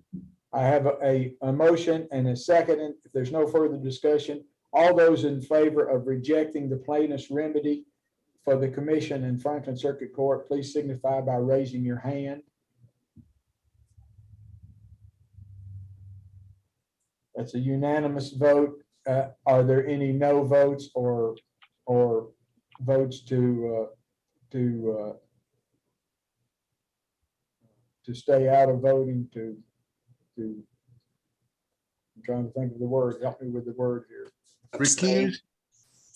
No, to Abstain. abstain, thank you, attorney, to abstain from voting, then the motion carries unanimously. Now, back now to how we should now handle the commissioner's contract, knowing, and the reason that we need to consider this is because we know in Franklin Circuit Court, he is going to ask that that be dismissed. So in the interest of transparency and knowing that there may be occurrences in Franklin Circuit Court asking for that, how do you all want to handle that? And I believe that's where you were, Mr. Knott, with your concern about the commissioner's contract. Is that correct? That's correct. I didn't understand that this other had to be dismissed first, and I'm sorry for my. Well, it didn't have to be. We just had to address his remedy. I hate to have someone go to this much trouble to file a complaint with the Attorney General, file a complaint in Franklin Circuit Court without answering some way our desire to accept or reject his remedy. So we felt that was needed. Council said we have to do something as far as satisfying his request to us. Well, the motion read, I thought was the what's the remedy is just my mistake. But okay, that's okay. So what do you propose? Do you want to make your, would you like your original, since we have a point of order to correct that? Yeah, would you like me to restate that, sir? If you would. Or is there any more discussion before I would do that? No, go ahead with your motion, and then we'll see if there's a second, and then we'll discuss that. Okay. I move that the commission pursuant to House Bill 394 authorize the chair to seek a mutual agreement with Mr. Storm to terminate his present contract on June 30th, and with his acceptance, appoint him Commissioner of the Kentucky Department of Fish and Wildlife beginning July 1st, 2021 for 4 years at the same rate of compensation and conditions set forth in the April 14th, 2021 contract. Is there a second to that motion before we discuss it? Doug Morgan seconds that motion. Floor is open for discussion. Does everybody understand what Mr. Knott has put in his motion? I can give you part of this. Brian Fisher, go ahead, sir. You got the floor. So one of the questions I have on that is, are you able to, I thought appointments by commissions could only be 4 years, and back to your comment, I'm not an attorney. I just work for a lot of them. So I guess I would ask for clarification if you can appoint for a period of 4 years with an existing contract, because if not, if you can't appoint for more than a 4 year, does it just then become another issue? We're getting nullified. So if he's in position on the 29th and 30th. He's asking for that to be terminated, I assume, at the end of the business day tomorrow. That would be the 30th. And then on July the 1st, the next day, start a 4 year contract. So it would be 4 fiscal years starting July the 1st through June 30th of the 4th year. Right, I guess my question is, can you vote to do that where it ends in 2 days and then do 4 years after that? I don't know why. I'm not aware of anything that would keep that from happening. I just didn't know if there's a KRS about the appointments being a term of 4 years that can no longer, I think the contract can be no longer than 4 years, or total contracts can be no longer than 4 years. So I think you put yourself in another bind if we don't do it till like June 28th. Well, June the 29th would make the end of the fiscal year. That's But not- we're voting on it. July 1st of the following day, 4 years would be 4 years and a day. But if you terminate that. Right. And if KRS is 4 years, then we're still doing something that's can be Mr. Cronin- nullified in a month. Or Mr. Fields, do you all understand what his question is, Ms. Cronin? Or Stephen, do you understand what he's asking? I believe if a contract is terminated on the last day of June, and then a new contract takes effect July the 1st, and it runs until June the 30th, 4 years, that's 4 years. It's not 4 years and a day. Is that correct? I'm not familiar with the statute off the top of my head. I'm frantically searching. Okay. Brian, I'm not quite sure I'm understanding your point here. And I think I don't believe it constitutes more than 4 years. Yeah, but I'm not an attorney. I'm gonna preface that again, but I think there's I remember seeing some KRS that you cannot appoint for a period of more than 4 years. If we do that, he is still appointed for 2 days, and then we're appointing for 4 years, and then I think it can all be And he re-nullified. won't have 2 more days on his contract if we vote to do that, but activate that contract on July the 1st. Because you appoint, if you dismiss the contract tomorrow and re-contract July the 1st, I don't believe that you're doing it. There's no signed contract tomorrow if you did that. Do you understand what I'm saying? I am, but I also understand, like, probably the point of the law is so they can't have a commission or that's appointed for 3 years, and then they say on that last day on the 3rd year of the contract, I appointed for 4 more automatically, where like an auto renewal. I'd rather get clarification on it that we're not appointing for more than a period of 4 years combined contracts, so that it doesn't end up being a pitfall for us another month down the road and another month down the road. I don't. So, Mr. Fields, are you with us? Yes, sir. Do I need to consult with the Attorney General? Do I need to call the Attorney General's office? I don't believe you would need to in regards to this. This is a Okay.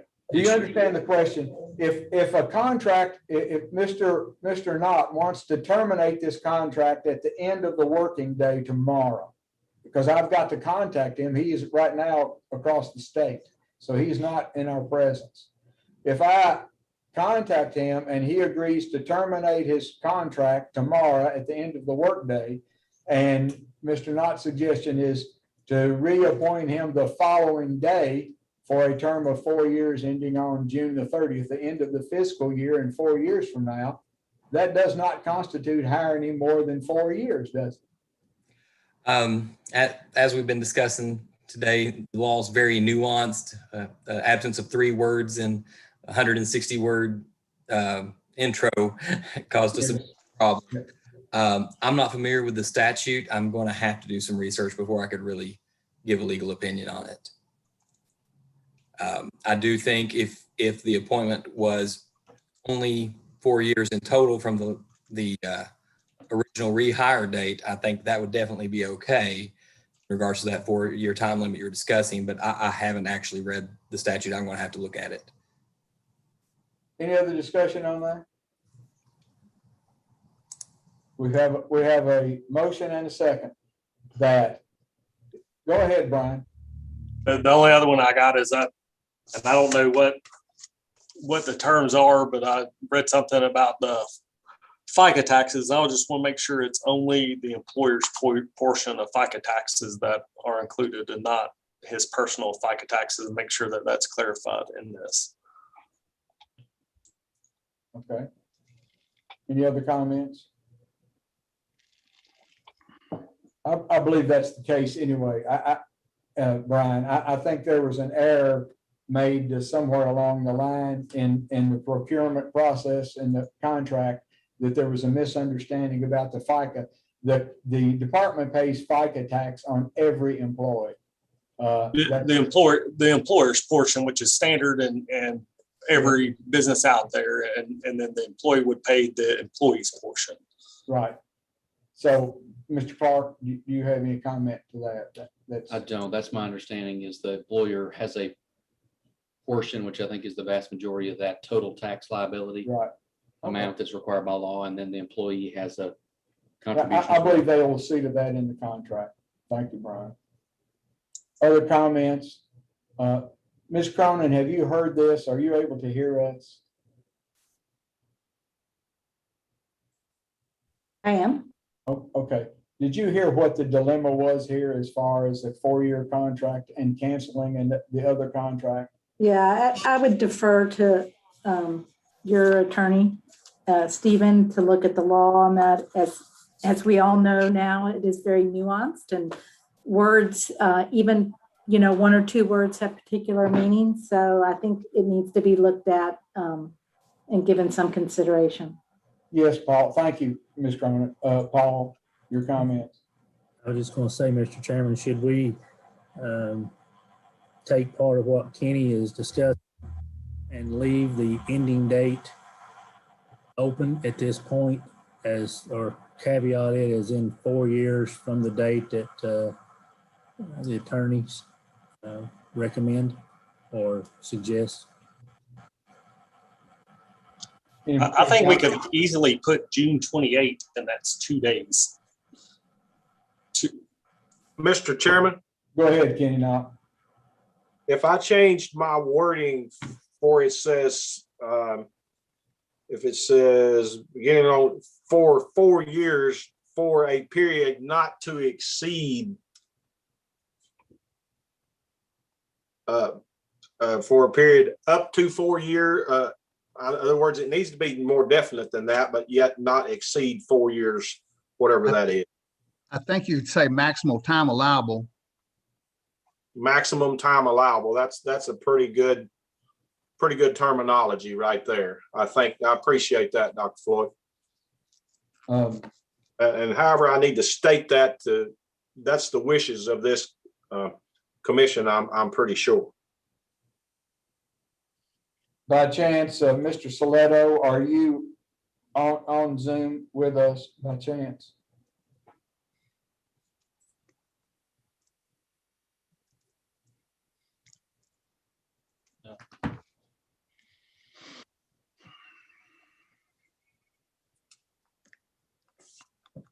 So if I said that this on June 3rd and his acceptance appoint him commissioner for the Fish and Wildlife beginning July 1st, 2021 for the maximum time allowable by law at a rate of compensation and conditions set forth in the April 14th, 2021 contract.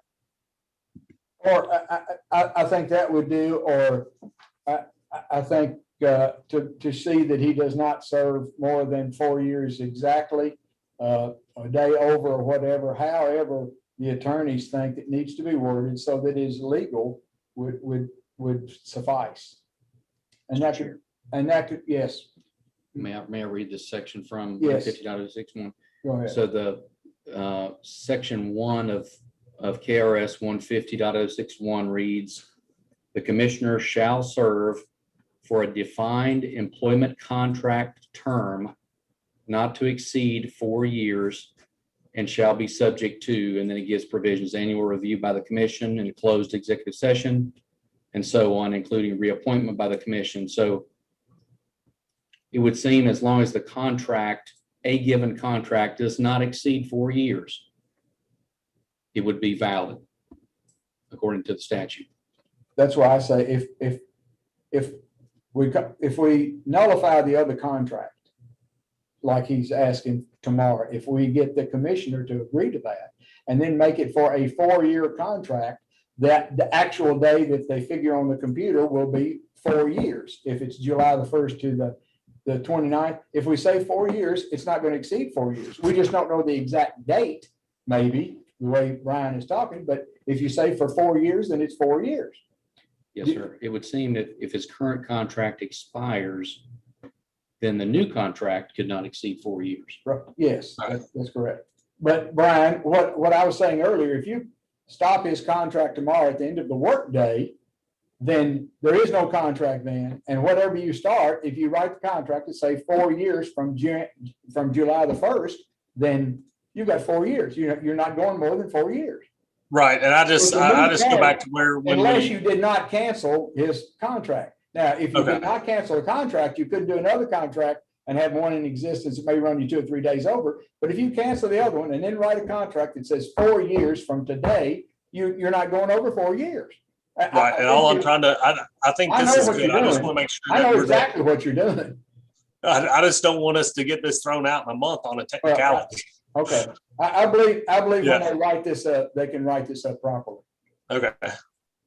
Any other comments? Because so Ken, you're going to ask that I call him or get with him, ask him if he'll accept canceling this tomorrow at the end of the workday, and then doing a 4-year contract beginning July the 1st.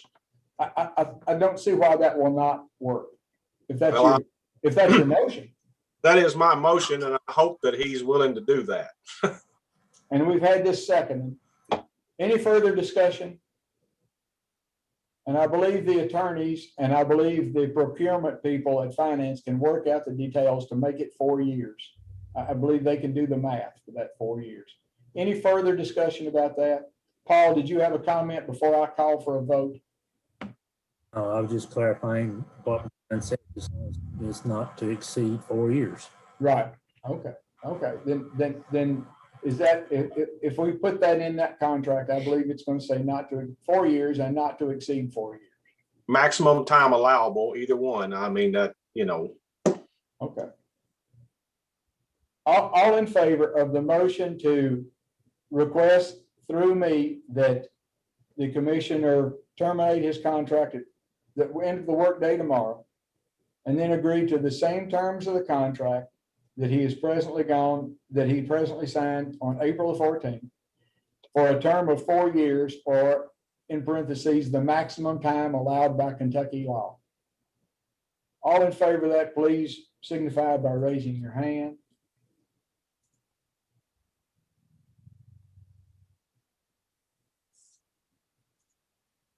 Thank you, gentlemen. Any opposed? Let the record show unanimous support for a 4-year contract. I have an email here just to make you feel better from Mr. Soletto. I agree with Mr. Clark's comments and interpret of KRS 150-061. So if we do this in compliance with 061, I don't believe there's a problem with this. Okay. That takes care of those two matters. We still have another matter to discuss, and that's the procuring legal counsel for commissioner, for the commission response to the open meetings complaint and suit in Franklin Circuit Court. Let me give you a little background. To date, we have spent almost $5,500 answering the complaints of these complainants in Franklin Circuit, well, before it's even gone to Franklin Circuit Court. So the answers to the Attorney General, and now some of the response that we've received from our attorney has us $5,500 into Sportsman's money to answer those complaints. I anticipate that there will be more money that will be needed in Franklin Circuit Court. So since the Attorney General is unable to represent the commission because they are called possibly to testify on their findings, we need to procure legal counsel for us for Franklin Circuit Court and to answer any other complaints on open meetings, which we had another one, as you know, the other day. So we need to discuss about further procurement of attorneys in order to fight the next round of complaints, as well as the Franklin Circuit Court suit. Mr. Morgan. Can you hear me? Am I muted? No, sir, go ahead. Okay, well, I think it's pretty obvious that we'll have to secure counsel. And I would probably leave that to the discretion of the chairman to see who that counsel is. But we need to make sure that we do not reward these frivolous lawsuits, their attorney fees back. We need to dismiss this. We need and not waste a sportsman's money paying people their lawyer fees for something as frivolous as this. And that's all I got to say. Well, I think everybody would agree with that, Mr. Morgan, but that has to be adjudicated in the Franklin Circuit Court. We can't dismiss his request for attorney's fees. That's going to have to be done in Franklin Circuit Court. That's the very reason that we need it to go on with an attorney. Of course, we have had Mickey McGuire representing us on answering the complaint to the Attorney General. And I talked to him briefly about would he be able to do this in Franklin Circuit Court, and he said he would be available to carry this on, since he's familiar with it, on to Franklin Circuit Court.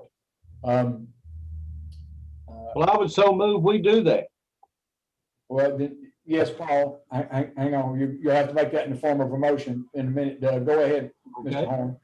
I was going to say what Doug did. If an attorney's already familiar with the case and has already provided legal counsel, it kind of makes sense to continue with that same legal counsel and to start instead of starting fresh and having to bring someone up to speed again. So, Mr. Morgan, do you want to put that in the form of a motion? I do. I would move that we hire, and what's his full name? His full name is Earl or Mickey. He goes by Mickey McGuire from Prestonsburg. I move that we hire Mickey McGuire from Prestonsburg to represent us in this matter. That is to answer open meetings complaints as well as represent us in Franklin Circuit Court. Is that what you're? That's correct. Okay. Is there a second to that, Paul? Second to that. Okay. So the motion and a second is that we procure the legal counsel of Mickey McGuire to represent us in open meetings complaint as well as in Franklin Circuit Court to answer this lawsuit that's been filed against the commission. All understand that? All in favor of that, please signify by raising your hand. Unanimous vote. Motion carries. Thank you, gentlemen, for that. We have one other issue, and that's the public comments. I think we only had one public comment today, and I believe Mr. Kelly is going to read that comment. Mr. Kelly? Yes, sir, that's correct. We had one public comment for this meeting. It is from Keith Stone. By email, he says, I think wakeboarding and boats used for such should not be allowed at Taylorsville Lake. The lake is too small, and the waves caused by this recreation are very hazardous to smaller boats and fishermen. If continued, I believe there will be a serious accident or maybe death. I'm sure others who have encountered the wakeboards would feel the same. Thank you, Keith Stone. Okay. That's the only one that you had. Yes. So let the record show we had one only statement, and that had to do with the lake. I don't believe there's any other business on the agenda, so we can't discuss any new business other than what was on the agenda.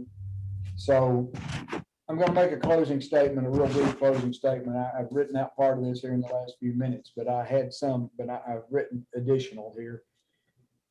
It's my fervent hope that now, after voting to appoint Rich Storm for the 4th time, I say that again, for the 4th time, even those who disagree with the commission's choice will turn their efforts and energy toward advancing the causes of good wildlife and resource management, that they will join us in preparing the road to the outdoors for generations to come, and that they would abandon this time-consuming and divisive endeavor. I'll entertain a motion to dismiss. Mr. Chairman, I so move. Ken Knott makes a motion that we adjourn. Is there a second? Ralph Second. Swallows, second, or Dr. Floyd? I'll go with Mr. Swallows first. So his hand first. All in favor signify by raising your hand. Motion carries. Meeting adjourned.